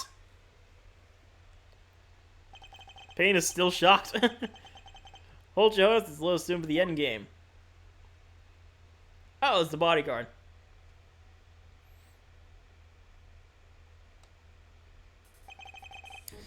That goes for you too, Mr. Prosecutor. He lost his one the moment you made your opening move. That's one of the men from Kay's photograph. Guess I better introduce myself. The revolver tricks. Woo! So he's a big gunslinger. Oh boy! My name's Bronco Knight, the president's personal bodyguard. So Bronking like a okay, I guess. And the second command of a security detail. Yeah. Point the thing someplace else, pal. What the heck's wrong with you? Sorry, can't help myself. It's just too much fun being this good. You don't remember law enforcement, so how'd you get a gun? This all goes to the unknown from Zhang temporarily issued to us presidential bodyguards. Anyway, never mind that. I got two tidbits of news for you. You want the good or the bad first? The choice is yours. I'm indifferent, whichever you prefer. Really? You're giving up the first move advantage, just like that. Whatever, you're lost. Guess I'll push out the first pawn then. So you play a little chess, I take it. Ah, fellow fan, aren't you, Mr. Red Suit? The name's Edgeworth, and you can say I dabble. Duly noted, Mr. Edgeworth. Alright, I'll start with the good news. The president's okay. Didn't so much as a scratch. He did it! That's a relief. Particularly for the young lady here, that means there's no murder charge on the table. That is good news, huh, Tabby? Yeah, because I'd never. Now for the bad news. The only reason the president's alive is because we bodyguards do our job. One of us did anyhow. Our boss. Put himself in the line of fire. You're referring to your colleague, Mr. Rook? Yeah, it's game over for him. Uh-oh. No way! Rook is dead. A genuine loss. So, you're saying that Tabby... Yeah, your friend here killed my colleague, my brother in arms. Ah, heck no, I didn't do it. I didn't kill anybody. I could never. I shut my mouth. Oh, you murderer. Points the gun. Stop pointing that gun haphazardly. Sure, we did what we had to do. Sacrifice one of our pieces to protect the king. But To lose someone like him during a castling, it's a real shame. Castling? What does that even mean? It's a chess term. It's very simplistically speaking, it's a move where a rook switches places with the king. And why didn't you just say so? Mr. Knight, was it? Yeah, what? We'll need to see the victim's body right away. And if possible, I'd like to ask the president a few questions. Sorry, no can do. And why not? That's the third piece of news, and it's a piece you're gonna like the least. I thought you said there was only two. The National Police Force of Zhang would be handling things from here. What? You better be kidding, pal. This investigation was assigned to us. We're not about to hand it over. You're the Edgeworth, right? The one who solved the Attic Roster case. The president mentioned you. I'm honored to have warranted his attention. Makes sense the chief prosecutor assigned this one to you. Wait, the chief assigned me to appease the president. But that was a mistake. A big one. You should have given the case to somebody with a spine. You're free to take over President Rang if you enjoyed diplomatic incidents, that is. Ugh. You're coming with me. We'll continue this on the presidential plane. No, I never did nothing. I swear. We can do this the hard way if you like, but in Zhang Fa, justice is served one way or the other. Pointing the gun. That's pointing more at Pain this time as opposed to Lloyd. Ruffles, come on, you gotta help me out here, please. Miss Lloyd. She wasn't in the Red Hood. There's no denying that now. But I can't help feeling we still don't know the whole truth behind this case. I'm innocent. You gotta believe me. Can I really let this happen? Is this really how it ends? The look in her eyes, the crack in her voice as she begs me to help her. This is no act by a criminal. She's genuinely scared. If I let him take her, we'll never know what really happened. Okay. Oh, whoa, what the... Yeah. What? Huh? What the... Get your filthy hands off! Oh, and now Charlie DeGillo makes himself known. Quiet now. Was that really any way to greet me? Your neck has barely begun to heal. And you've already forgotten who I am. I'm disappointed. What? It's you! Ah, so you do remember. What do you think you're doing, pal? Put the knife down and give it up. You got some nerve pulling a stunt like this in front of a bunch of police officers. Don't even think about it. You don't stand a chance against this guy. Who are you really, Mr. Doe? Let's just say that I'm no simple ice cream seller. Guy's a pro. A hitman. His name's Shelly the Killer. The Killer? There's not a legal professional in the country who doesn't know that name. An assassin capable of taking out any target, any place, any time. This isn't the first time our paths have crossed. And somebody didn't recognize him. It's been too long, Mr. Edgeworth. But of course, this is the first time we've met face to face. Oh, wait, I forgot about that. They never actually did make me face to face, and just for all. You're the assassin we've been looking for. In a sense, yes. Also, someone did indeed hire me to carry out a contract, and that contract did indeed specify that I was to assassinate President Rang. I swear I've seen his picture in one of my old case files before, but how could I have been so careless? My bandage proved useful for bringing a knife into the park undetected, but I miscalculated in certain other regards. He didn't bring a gun.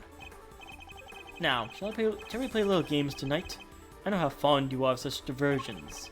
The stakes must be high in order for it to be fun, of course. Shall we wager, say, your life? What do you want from me? I would like for you to allow Mr. Edgeworth to remain in charge of the case. He what? What are you up to, the killer? I would simply like a mutual friend to see things through to their conclusion. Huh? But why? Bastion Wook was a man of great skill, one of whom I felt a certain connection. It is only right that the truth behind his death be brought to light. With Mr. Wook's departure, the case is now yours to investigate, is it not, Mr. Knight? I'm simply asking you to transfer that authority to Mr. Edgeworth. It's not something worth losing your life over, surely. You're just using the investigation as an excuse to get close to the president. Am I really? I suppose it is true that in order for the investigation to proceed, we will need to enter the presidential plane. You think I'm gonna let you near him? I'm his chief bodyguard. Are you? Yeah, I thought you were only second in command. Rook's not around. That means I'm number 1. I wonder if you have what it takes to step into such capable shoes. You. Of course I do. I'm leader now. Me. If that is indeed the case, we're asking you to make a choice worthy of a leader. Will you needlessly throw away your life? Will you allow the investigation to continue? Ugh. Is he really doing this to gain access to the president? Does he even need to? What is he plotting? You have no pain again. You have no objections to trust Mr. Edgeworth? Come, let us continue the investigation. What do we do, sir? It would seem we have little choice but to do as we're told. That said, listen, detective, and listen well. I'll buy us some time as they investigate. Meanwhile, you gather the other officers. Have them surround the plane and make absolutely certain that there is no way he can escape. Yes, sir. You got it. Making sure the killer doesn't get away this time.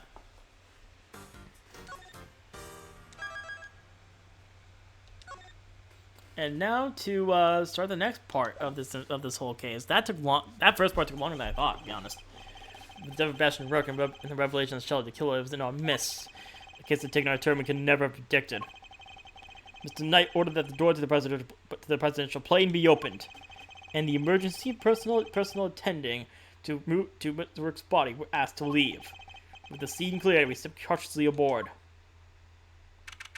Nope, here's the full plane. 4:25 p.m. Zhangfa presidential plane. Huh. No president in sight. Now where could he be? Who knows? Ah, so he's heading me for the bulkhead door over there, isn't he? Is he? Look, as courageous as the face in danger as ever. Ha! Sorry to disappoint, but did you still expect him to be standing here waiting to meet his assassin? As you've already established, my interest lies only in the successful conclusion of this investigation. Now, Mr. Edgeworth, if you're so kind as to examine the body. Alright. The only option right now is to play along. Rest is up to you, Gumshoe. So the attempted assassination of the president has become the murder of a bodyguard. You look like you could use a little help there, Mr. Edgeworth. Not that I need it, but yes. That's what I thought. Then there's nothing else for it. Cape Verde, great thieves work extraordinaire. We'll just have to take from here. Oh, really? You mean you're going to solve the case for me? Nope!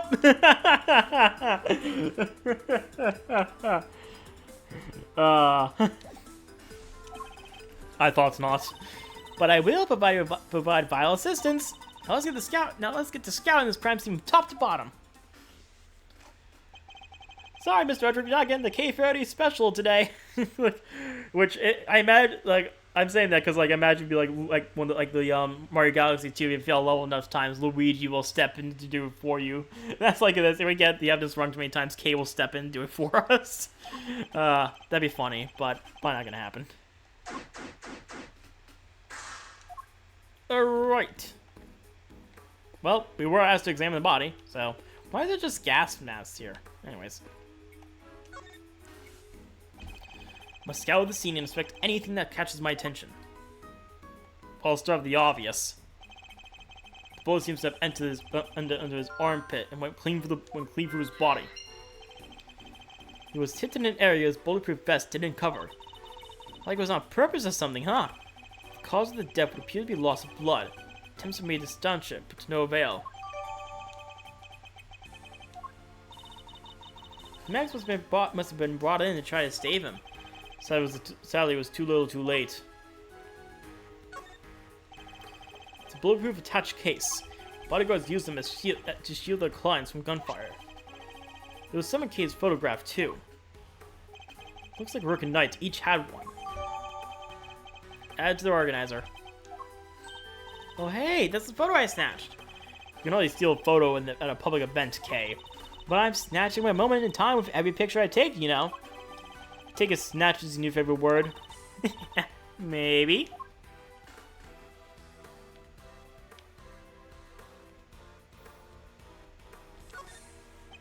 It's the victim, Mr. Bastion Rook, bodyguard to the president of Zhangfa.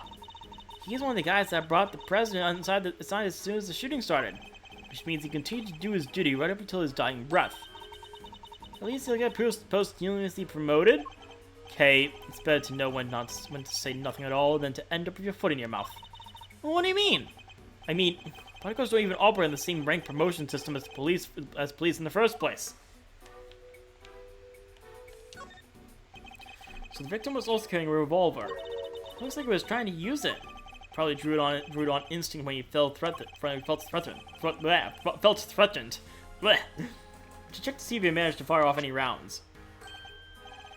All there. Oh, and no other signs of the weapon having been used.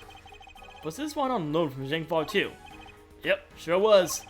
We're always issued with the same model gun.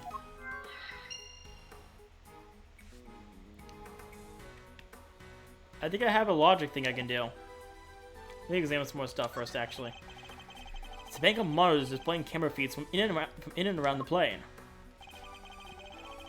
I must scout the scene and expect anything that catches my attention.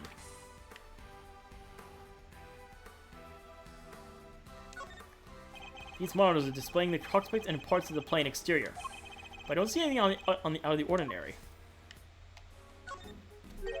What on earth is this? Oh, that is Prez's favorite plushie. It's a memento of something. Anyway, we don't touch it. Don't touch. But if that's the case, then why has it been left up there like nobody cares about it? Yeah, that is pretty weird. So when in the first place, I would think they would display a beloved item. Wait, are those shards of glass underneath it? I thought something strange about this. I thought something strange about this cubbyhole, but now I'm sure of it. There was almost certainly another monitor here. That takes care of that. I'm not sure there's anything else. Right, Shield. Next to a canary in a cage. Aw, she's so sweet! I want one! Did you ever see a cuter partner in crime? Partner in crime? Well, yeah, she could help me with lockpicking, stuff like that. A great thief is no greater ally than nature, Mr. Edgeworth. Sadly, such birds are most commonly used for detecting poisonous gases. Wait, this one isn't actually for that, is it? Wait, it was like, wait, this one isn't actually for that, is it?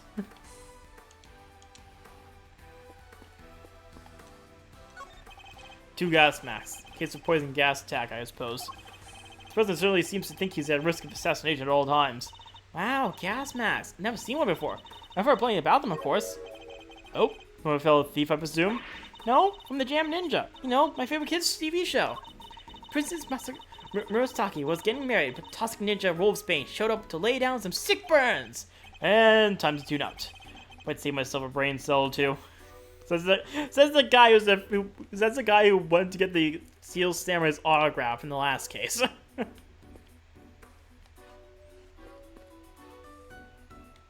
Anyways.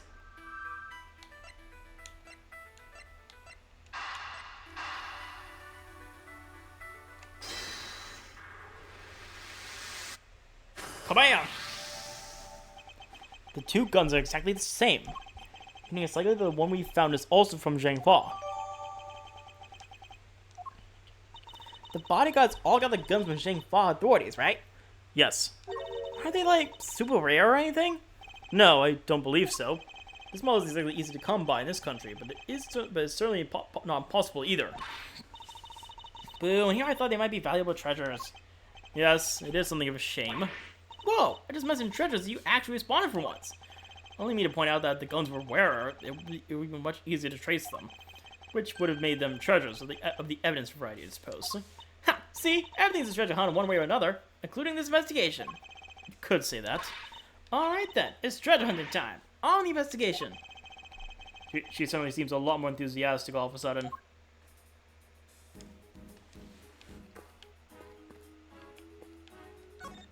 Someone has left an inflatable boat and an oar here. Probably is ready to go at any time. Wait, there's only one oar. You can still row one oar, you know.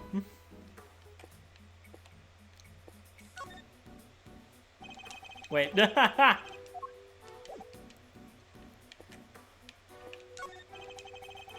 have high hopes for your investigation. I do hope you won't betray my trust in you. Things are progressing well, I hope? There's no need to worry. Things are progressing just fine. Remember, I absolutely despise betrayals of all kinds. Yes, I know. Indeed you do. So please, do take care not to double-cross me, accidentally or otherwise. Ugh. I really have no choice but to do as he says for now. Can't believe I assassinated the president's plane. I know very well it was for the good of the investigation, Mr. Knight. Don't give me that. I know what you really want. You do indeed, because you heard me say it already. I wish to know the truth behind Mr. Rook's death. But you did also say you were asked to assassinate the president by a certain someone. You seem to have forgotten that there were more pressing matters at hand. I don't often carry out unpaid work, but it's not entirely unheard of. Ugh. Fine. I'll get back to the investigation. Good. I expect great things from you, Mr. Edgeworth. Can I visit the badge gym? Wait, I want to see what happens. Wait, I want what happens? I must admit, I've never seen one of these up close. It's akin to a license, correct? I too. No way! You have a license to kill? No, but if I must spell it out for you. Nope, all good, thanks. You can keep that little nugget of truth locked up nice and tight in your heart, okay? So, even a great thief's bravado quickly crumbles in the face of an assassin.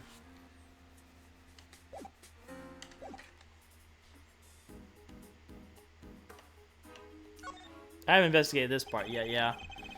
Okay, let's see what we got. Oh, there we go. That looks heavy.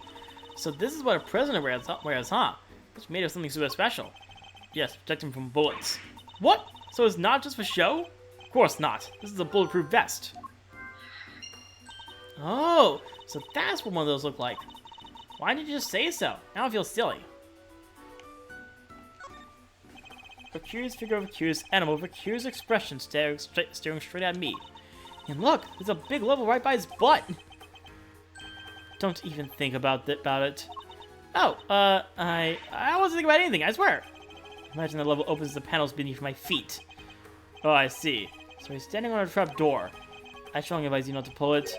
Do so, and you'll regret it. I'm okay with taking some advice, especially when it's from a professional killer.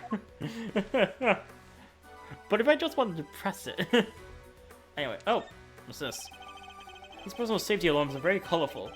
Looks like they get a lot of use as well. I like the president. He seems like a thoughtful guy. Buying these for his kids, for his wife too. Why would they all be here if that was the case? No, these are for his own personal use. Objection, Your Honor! It is simply not possible for one person to use this many personal alarms. Why, you ask? Because he is human, and therefore possesses only 2 hands. 20 hands would be enough to count the number of objections I have to that objection.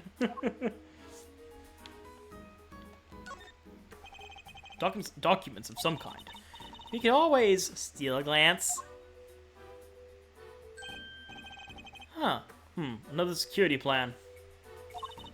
Oh yeah, like the one from the trash can. Precisely. But wait, something feels off.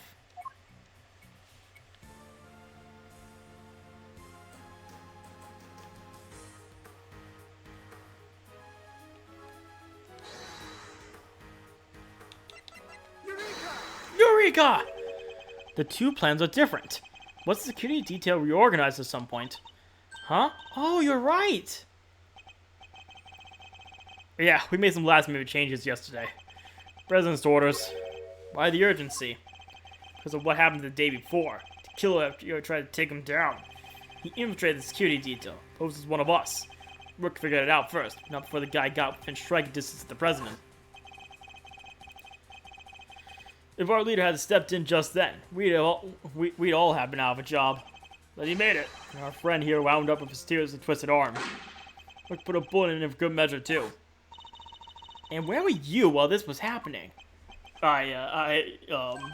were the first one I overpowered, were you not? Oh, that's embarrassing.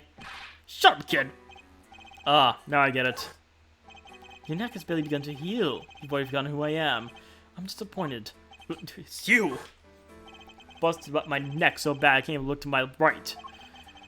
I was somewhat astonished to have sustained an injury at all. A testament to Mr. Rook's skill. He was truly a master of his craft. unlike a certain other someone I can mention. I'm just as good as he ever was. You are a pawn to his queen, my young friend. What the heck do you know? So that's why you remember Mr. Rook's name. You admire his skills as a bodyguard. Indeed. While I was serving on the team, I learned the names of all the operatives, but his in particular stayed with me. He joined the very short list of those who have ever successfully wounded me. So that's the connection he was talking about. And that's why we changed up the security plan. I had to be sure there weren't any more assassins in the ranks. The president didn't want anyone on stage he didn't trust. And he only trusts 2 people. Me and Rook. How does that explain you had a change of position? Oh yeah, he switched over to the right-hand side. I told you, I can't turn my neck to the right. I can only cover the president's left side. So I wound up moving to the right side of the stage.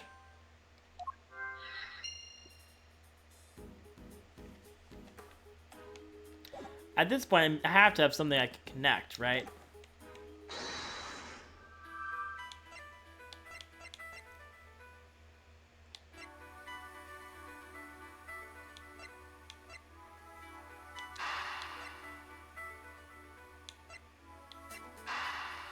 Does that work? It does. The 2 bullets were fired in total. We know this because the 2 shots were heard. One traveled through the flag and into the blue. Other took Mr. Rook's life. But there's a bullet in the president's vest too, right? How is that possible? Oh, indeed. Numbers don't add up. However, there is one possible explanation. There is? Passing through this body, the bullet that took Mr. Rook's life then found itself lodged in the vest. In other words, the our 2 bullets were in fact 1. No way. He's right. If the president hadn't been wearing that vest, things could have been a lot worse. And he wasn't injured at all by the impact. Even when affected by his vest, the bullet can inflict serious damage. Sure, I've known guys who got broken bones that way, but the president's okay. It's made of strong stuff. Sounds like he didn't even need a vest. Let's not get carried away here. I want that bullet's ballistic markers analyzed. Remind me what those are again? Guns leave a unique pattern with grooves on every bullet they fire. By examining these grooves, we can use them to identify which gun it came from. Think of them as fingerprints of a sort. Where have we heard that before? You can tell them all from a bullet? And what we're waiting for? Analyze away! It might be easier said than done. That bullet hit solid armor. The impact would have completely flattened it. You'd be lucky if there's anything left for forensics to find. What? But I was all set for some analyzing. Oh, that's it. That's quite enough investigating for now. Ugh. Why does it take so long to gumshoe? Well, Mr. Edgeworth, have you solved the case? No, not yet. Is that so? And perhaps interviewing another key witness might help you do so. The witness? Who? You don't mean the most important witness of all, the man on the other side of that door. It really tests me how to question the president. Now, if you would be so kind as to summon him, Mr. Edgeworth. Stop right there, the killer. You're nuts. You think you'll outlive him anywhere near you? Well, Mr. President, I'm sure you're watching us through your security feed, aren't you? In which case, I politely request that you show yourself. That is, if you value your bodyguard's life. Ugh.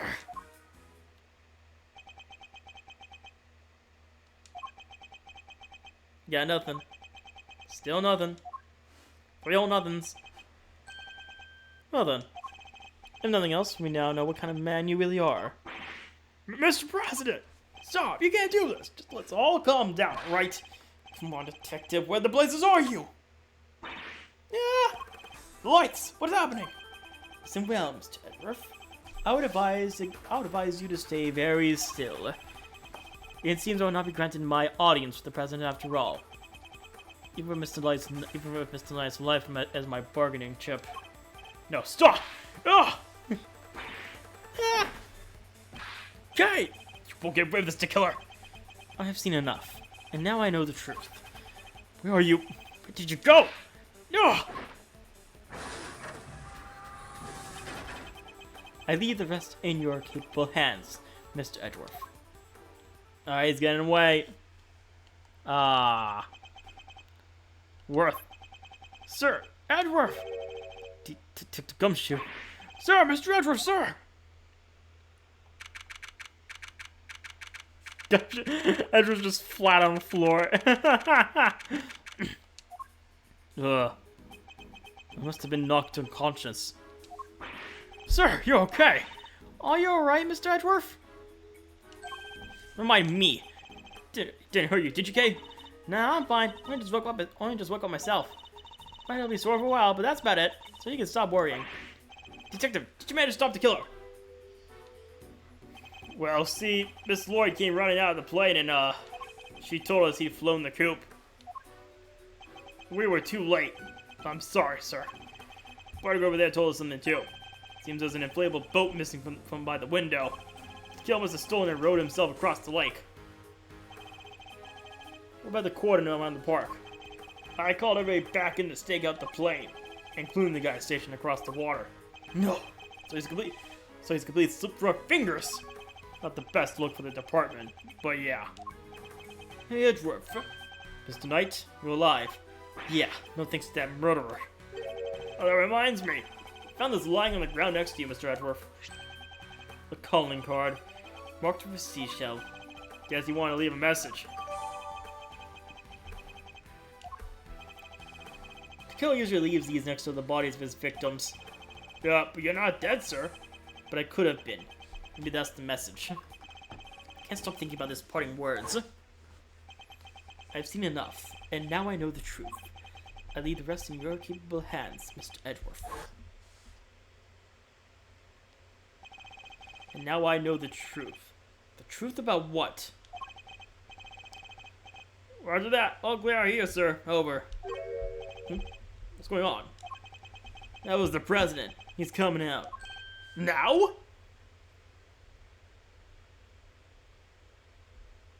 Oh, there he is. So he's the president of Zhengfa, Mr. Dijun Rang. And you are? It's an honor to meet you, Mr. President. My name is Miles Edgeworth. The honor is all mine, Mr. Edgeworth. I am Dijun Wang. Your efforts on behalf of the Zhengfa have not gone unnoticed. You've heard of something of a crisis. You must be referring to the Yatagarasu case. Thank you, sir. But all I did was solve a few local cases of murder. You are too humble. I have been observing your investigation. You are an impressive operator, Mr. Edgeworth. Even if the killer did get away. That's very kind of you to say. So he was watching for your security feed. Sadly, I must inform you that this is as far as your investigation goes. What do you mean? Hear me, foolish prosecutor, for I shall say this only once. I just appraised me of the state of affairs, and from this point forward, the case will be handled by Zhengfa's police force, the finest in the world. To kill out of the picture, they're still looking to get me thrown off the case. What do you think you're doing, pal? Nobody talks to Mr. Edgeworth like that. If it hadn't been for him, the killer would have. Detective. Forgive him, Mr. President, but I must confess to being somewhat confused. I fail to see how or why this case falls within Zhengfa's jurisdiction. You fail to see? Enough, puny prosecutor. You seek explanations from the head of state? I say no. 1,000 times no. I'm going to explain myself to you. Hand over the evidence you have gathered, and remove yourself from this plane. I'd do as you say if I were you, Edgeworth. Ugh. This can't really be the end of the line, can it?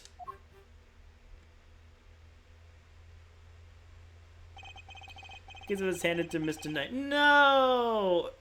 I lost everything. I mean, I lost profiles as well. Now profiles is still there. Why? Why has Gladys come so far only to pull the case out from under us? Now, you may leave. Right, detain the suspect. Yes, sir, right away. To make an attempt on my life, to murder one of my faithful servants, the effrontery, the villainy. I didn't murder nobody. Cause I... Shut your mouth, Miss Journalist. Answer me this. In a world already allows you of lies, deception, sin and iniquity. Can we stand by and suffer yet another crime to go unpunished? I say no. 1,000 times no. There can be no forgiveness. There can be no surrender. Why, you ask me? I will tell you. He's just telling us why while Edgeworth is thinking. He's hiding something. I'm certain of it. If I leave now, we'll never know the truth. Mr. Edgeworth, sir! Mr. Edgeworth, there's gotta be something we can do!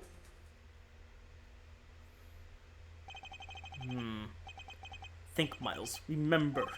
How many times have you faced situations like this in the courtroom? You've confronted the lies of witnesses and encountered the arguments of other lawyers. Has the critical evidence always been laid at your feet? No. And yet you always got to the truth of the situation in the end. It's your greatest weapon of all. Your words.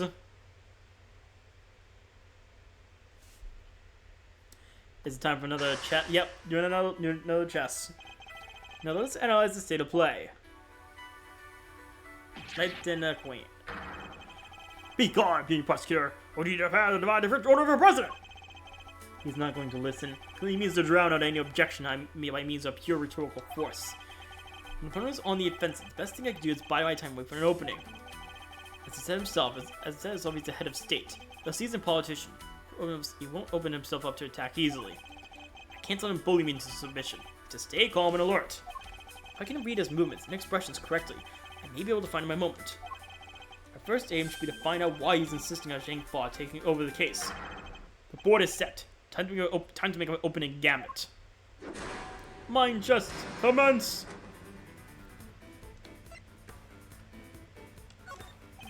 Could you please explain to me why I'm off the case? Imbecile! Cease your insolent jabbering! I need not explain myself to you. Reasons are my own, and they have none of your concern. If I want to take this any further, I'll need a clue of some kind. I'm trying to attack for now. Okay, that was the wrong one. Please, about the case. Did I give you permission to speak? No, 1,000 times no! I am the leader of the Zhang Fa. I have no time for your insolent backchat.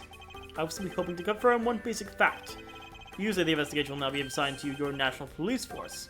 I do. Enough of your pointless questions.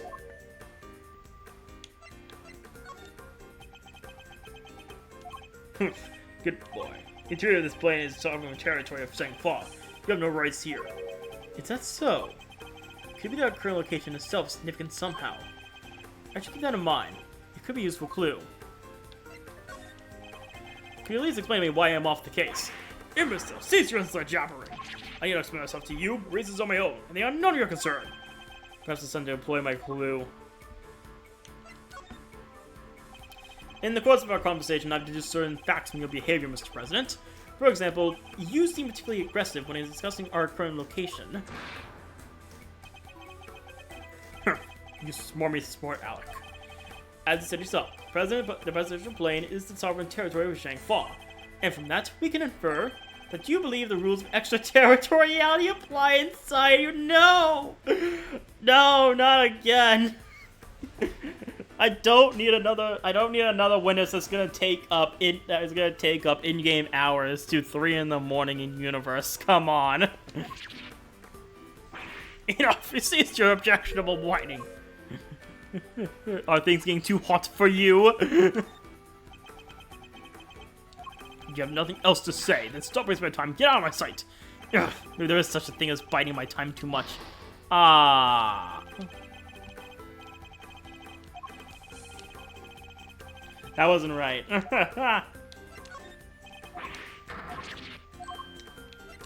Just gonna...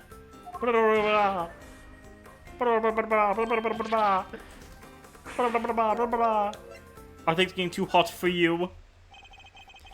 You can run to war you like, but you won't escape my scrutiny. It was unmistakable. The moment I mentioned extraterritoriality, you became visibly agitated.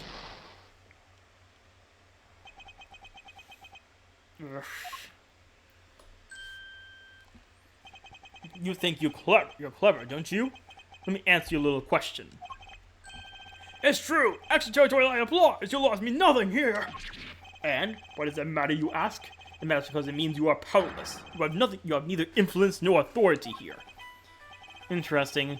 So the extraterritoriality issue does have something to do with all of this.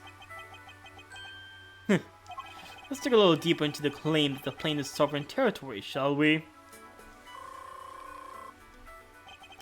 This next move will surely decide the victor. Maybe the president, but nobody's untouchable. I just have to find the right angle of attack.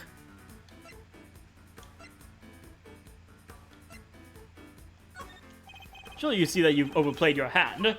Nobody asked you for your opinion. You only obey me, nothing else. Do you think I obey you? You dare tell me how to govern? How to lead? You dare contradict me? On the matter of Miss Lloyd's guilt, yes I do. No, she is guilty. She is the culprit. There was nothing left to debate. Yes, of course she is the culprit. I still have plenty to say. Let's see. Who else could have fired from outside the plane? There is no other visible suspect. Fascinating.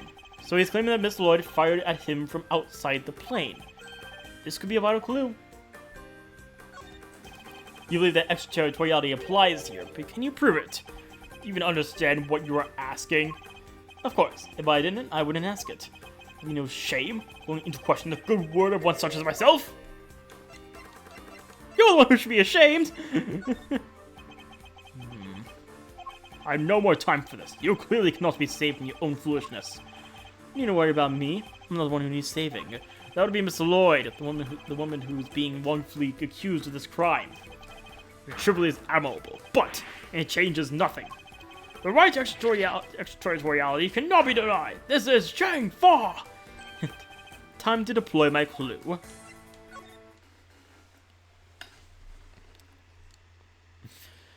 I may not be able to call the extraterritoriality of the presidential plane into doubt. However, according to you, she shot at you from outside the aircraft, correct? In which case, extraterritoriality could not possibly apply in this case. Your assertion is entirely without merit, and the detainment of Mr. Lloyd cannot be justified. How could I have bested by your prosecutor? But I am the president! The president! Checkmate. Hey, we did it. Mind chess. Checkmate. I was gonna say complete. I trust you won't mind if we continue our investigation now, Mr. President. Urgh.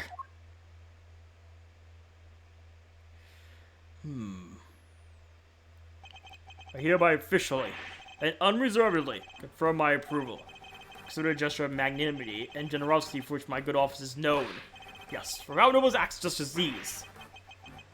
Unmistakably and irrefutably, for which reason we are hereby. There can be no other outcome, for our goals are lofty in our hearts. People of Shangfa, I swear to you, here and now, this investigation will continue. Oh, that one you could have just said, okay, you got me. Mr. Knight, if you would care to return the evidence. Take it. Yay! We got it back. We did it, Mr. Edgeworth! Sure did.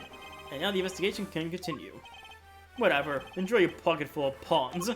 You'll be enjoying how you put them into play. You will definitely enjoy my next move. Mr. President, one more favor. You'll be so kind. What is it? Would you please give us your testimony concerning the incident itself? Now you want me to testify? Whoa! That's your next move? If you want the president to testify, you'll have to take him to court. All in good time, Mr. Knight. He will get his day in court soon enough.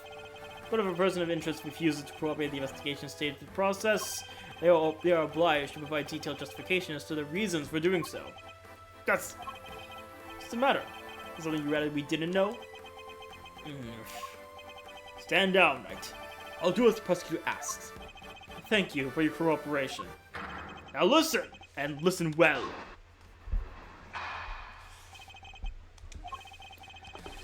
Where was I when the incident occurred? The stage, of course. Suddenly, Working Knight jumped in front of me. Then, bang! A shot rang out, and a plain, unblemished balloon of red exploded nearby. Not hesitating for an instant, my bodyguard strider escorted back to the safety of the plane. And then, the second shot. The bullet went through Brooke and lodged itself in the bulletproof vest I was wearing. I guess you look at it in one way, the president is also a victim here. Yes, the victim of attempted assassination. Rook was simply in the wrong place at the wrong time. But that makes it even weirder. Why would the target of a crime try to obstruct the investigation? I guess there was something behind all of this that doesn't want made public. A cover-up, huh? I knew it was more to this case than meets the eye. And the president isn't the only one who knows the truth. Isn't that right, Mr. Knight? Time to get to the bottom of this once for all. Alright.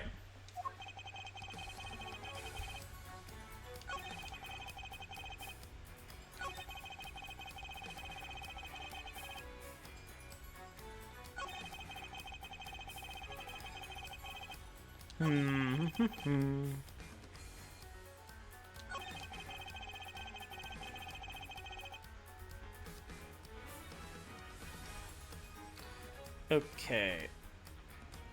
I'm gonna press something.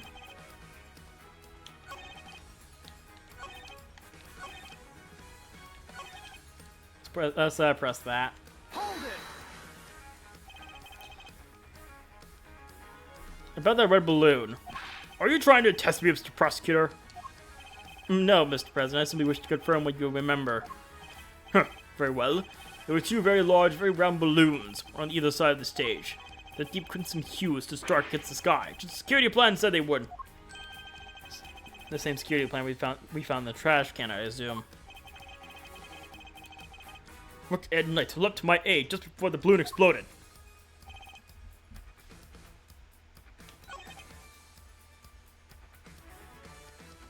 Unblemished balloon of red. Well, it didn't explode. Wait, no, it didn't explode. It's just... It's not even a red balloon. Objection.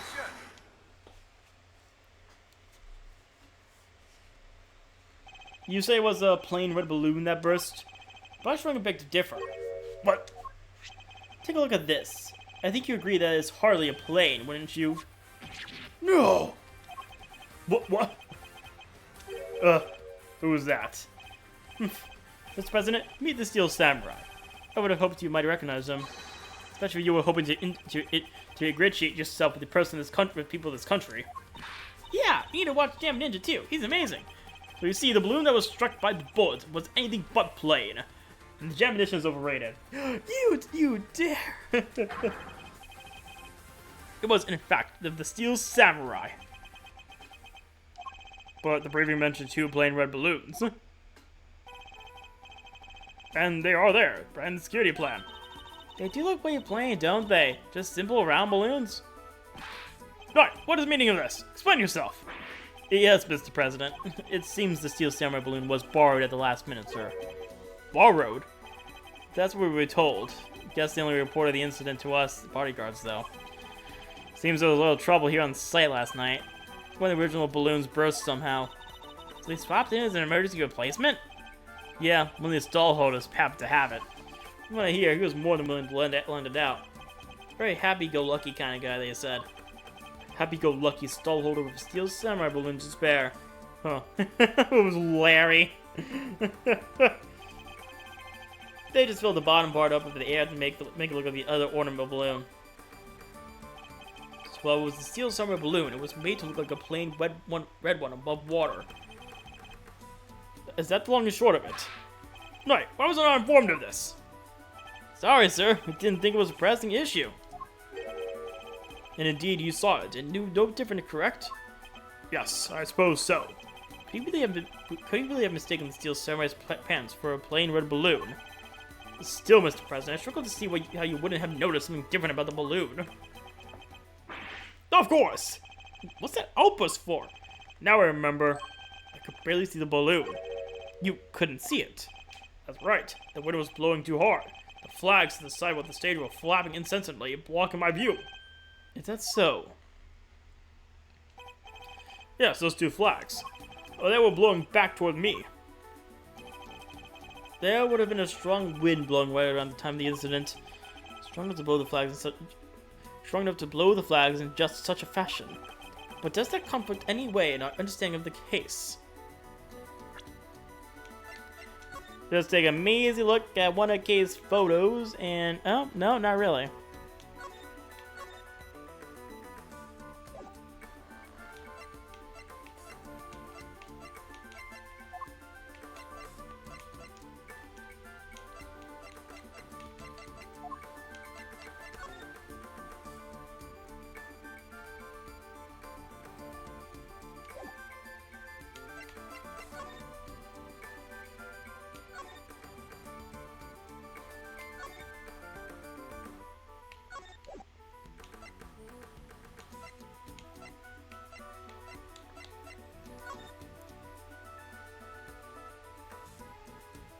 Oh, I see what he's getting at.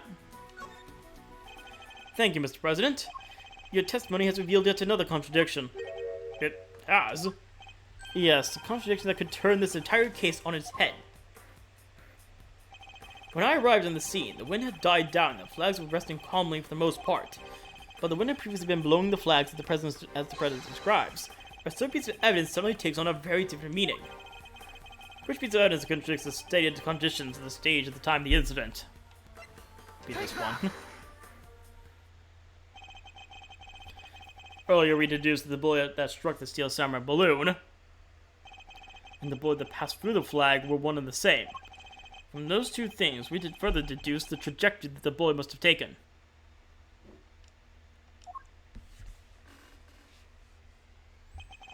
And we conclude that our shooter must have fired from the left side of the spectator area.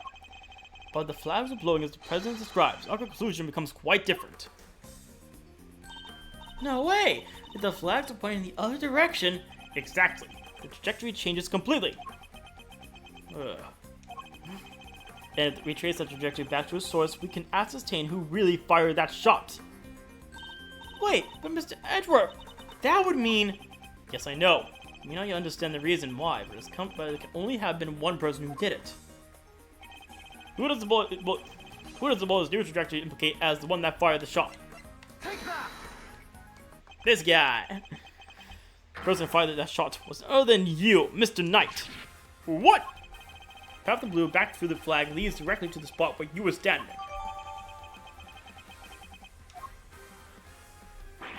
But the guy is one of the president's bodyguards. Why the heck would he go around shooting balloons? This is absurd. What exactly are you trying to imply? And Mr. Knight, a man who saved my life countless times, is my would-be assassin? Seriously, Edgeworth, we've put up a lot from you, but this? For the president's wing's bodyguards, where the pieces put on the board to protect the king. I'll handle this, Knight. Sorry, sir. Mr. Edgeworth, the wind was indeed blowing quite fiercely around the time of my speech. The wind can pick up and die away in an instant, can it not? Therefore, I need proof. Proof that was blowing hard enough to lift the flags during that crucial moment. The first straw was fired right around the time the president raised his fist. I have a piece of evidence that shows just that. Perhaps it could also show us what was happening with the flag then, too. Take that! The proof is in this picture right here. Should be good. Which picture? Where? You can see which way the flag was really blowing. Right here. Take that! Well, do you deny that it clearly shows the flag? There we have it. Proof that it was blowing towards you at the moment of the shooting. So that means our pal over there did shoot the balloon, making him the assassin. Mr. Knight is no, he's not the assassin. What are you? Mr. Knight is not the assassin.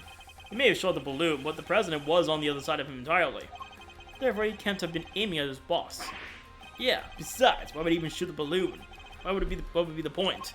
And watch how you answer. I might aim something else next. There was a point. I'm sure of it. If I can figure out what it was, perhaps I can finally put this whole conundrum to rest. Knight definitely shot at the balloon. That fact alone changes everything about the case. Oh no, not again.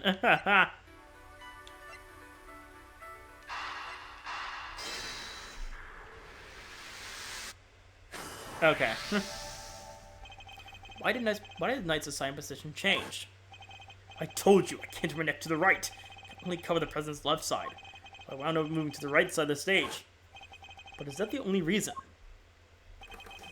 Let's suppose that the plan hadn't changed, and that Knight had remained posted on the left.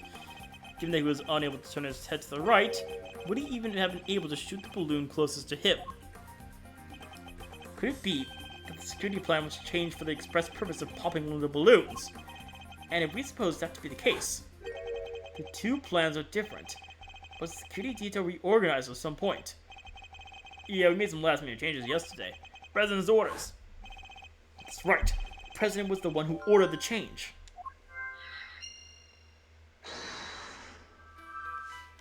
Oh boy, this should be interesting.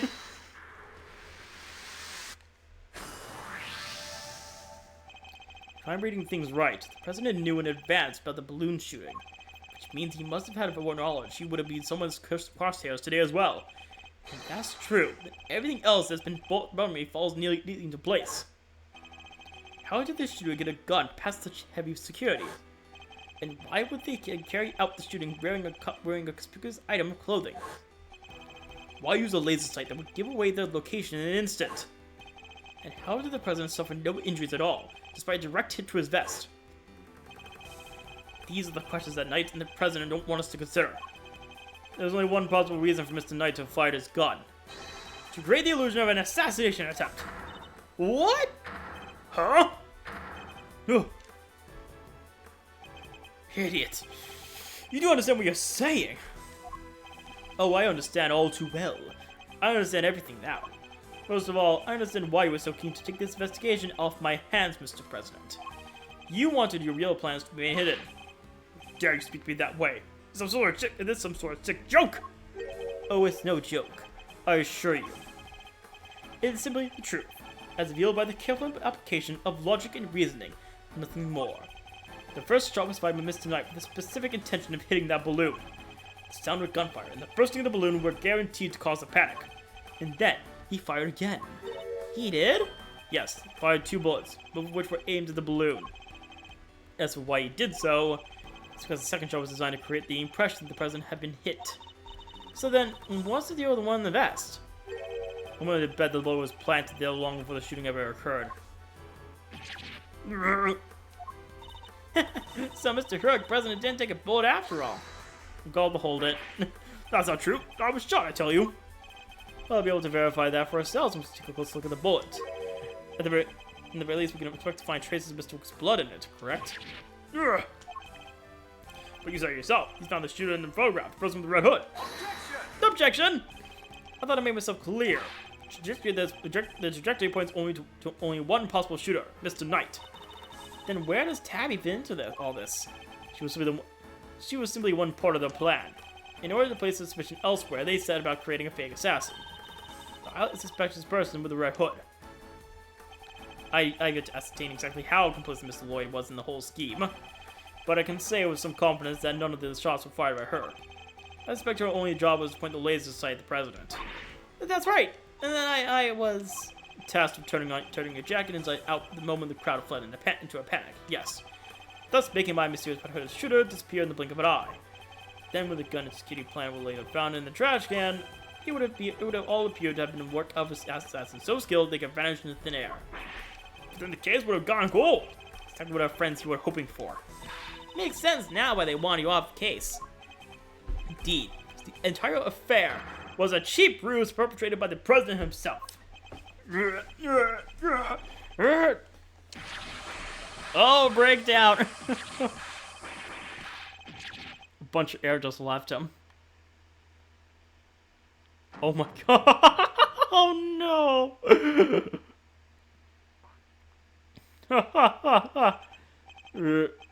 No,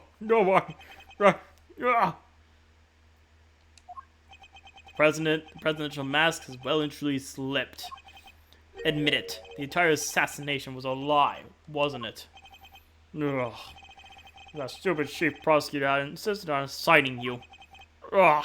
How could I let this happen? Objection! Oh, he has his own objection line. That's enough, Edgeworth. Mr. Knight! Sorry, but I'm speaking with the president right now. Yeah, well, I'm doing my job as a knight and protecting my king.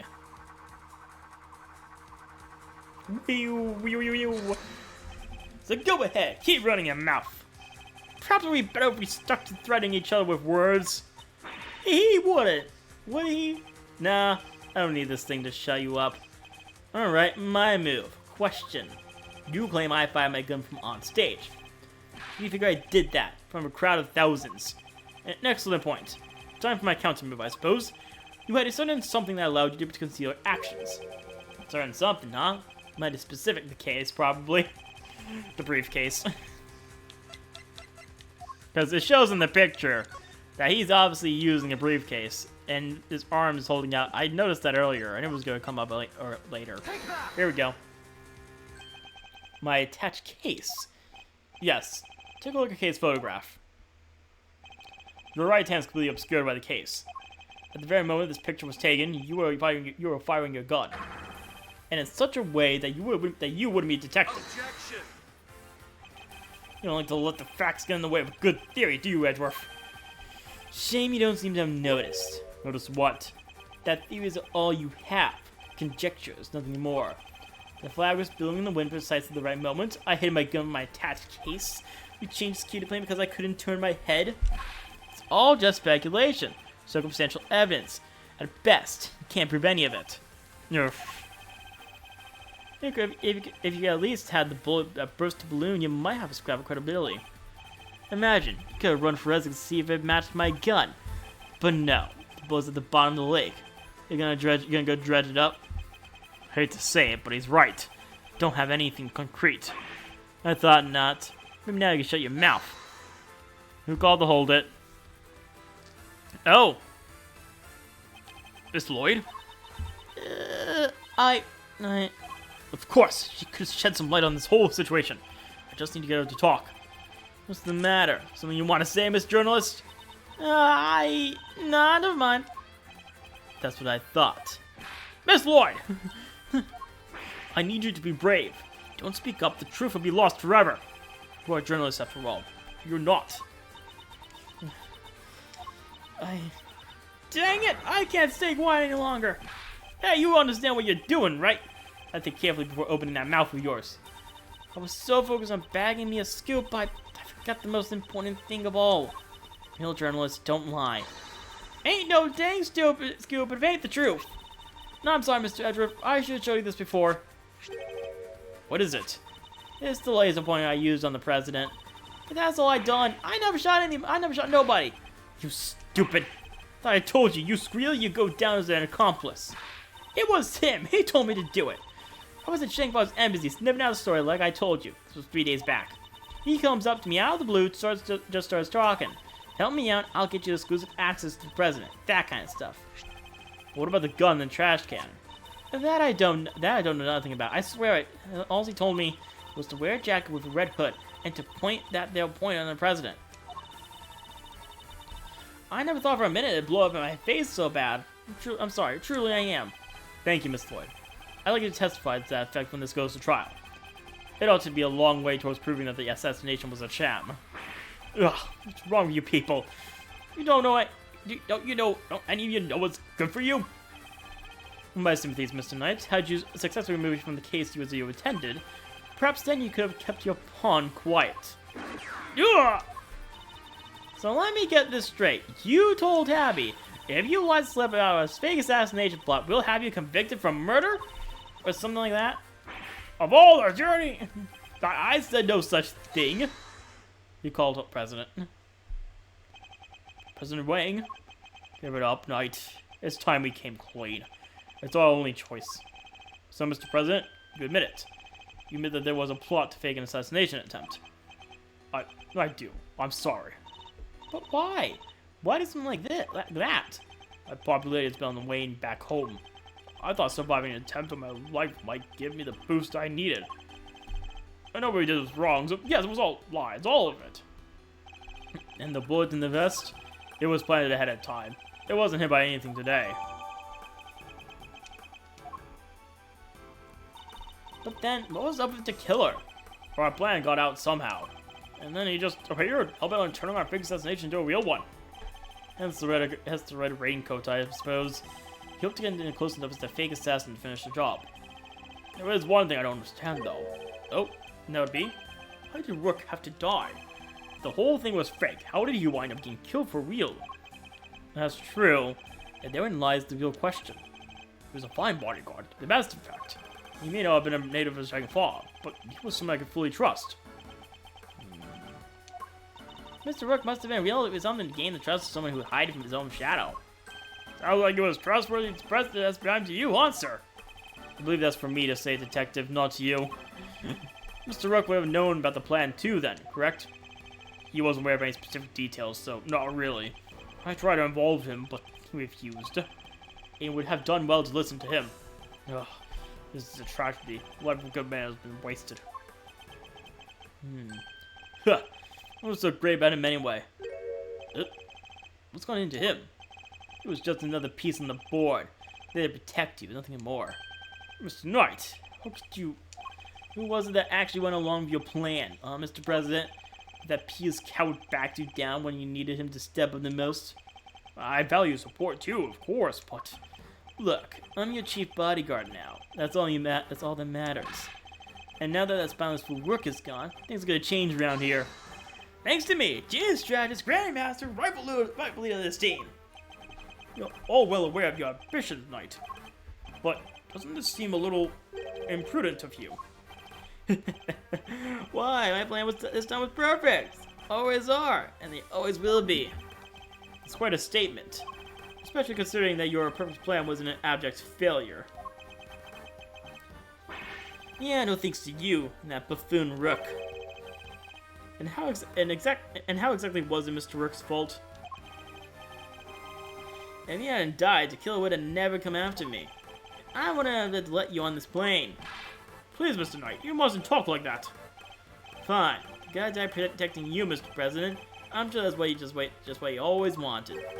But did he die protecting the president? Wait, I thought the whole assassination thing was fake. Oh, come on. Do I have to say everything twice? We planned a fake assassination, but somebody else came along and tried to make it real. 2 shots of fire, remember? Like you said, Edgeworth, one of them was the bullet that shot for that balloon. The second, that wasn't me. Oh, really? Then who did fire it? The real assassin, not the killer. His plan was to come after the president with a knife. No, the most likely suspect here is the piece cowering and Kylie in the corner. A lily white queen over there. What? Miss Lloyd? Again with this? I'm not your dang assassin. But is that really true? I have one, don't believe it. The gun in the trash can only belong to you. I'm gonna stop here because this is taking longer than I thought it was, and it's getting late. And I need to go to sleep soon. So that's gonna be all from now. I'll definitely come back and finish this case off next time. So should be sometime this week, maybe tomorrow or Thursday. We'll see. Until then, if you guys enjoyed watching the stream, then you can follow, and you know when the next stream is up, and you can see more Ace Attorney Investigations too. And we'll see, and yeah, we'll see how it goes from there. So that is all, and I'll see you all on the next stream.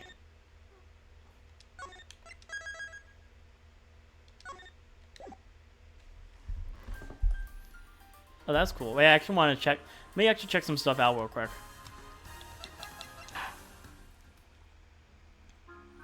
Yep, so I now have half the achievements in the game. Checkmate and the Fond Memories Detective. Right, so those don't update till I complete the case. So yep, I will see you all next stream then. See ya.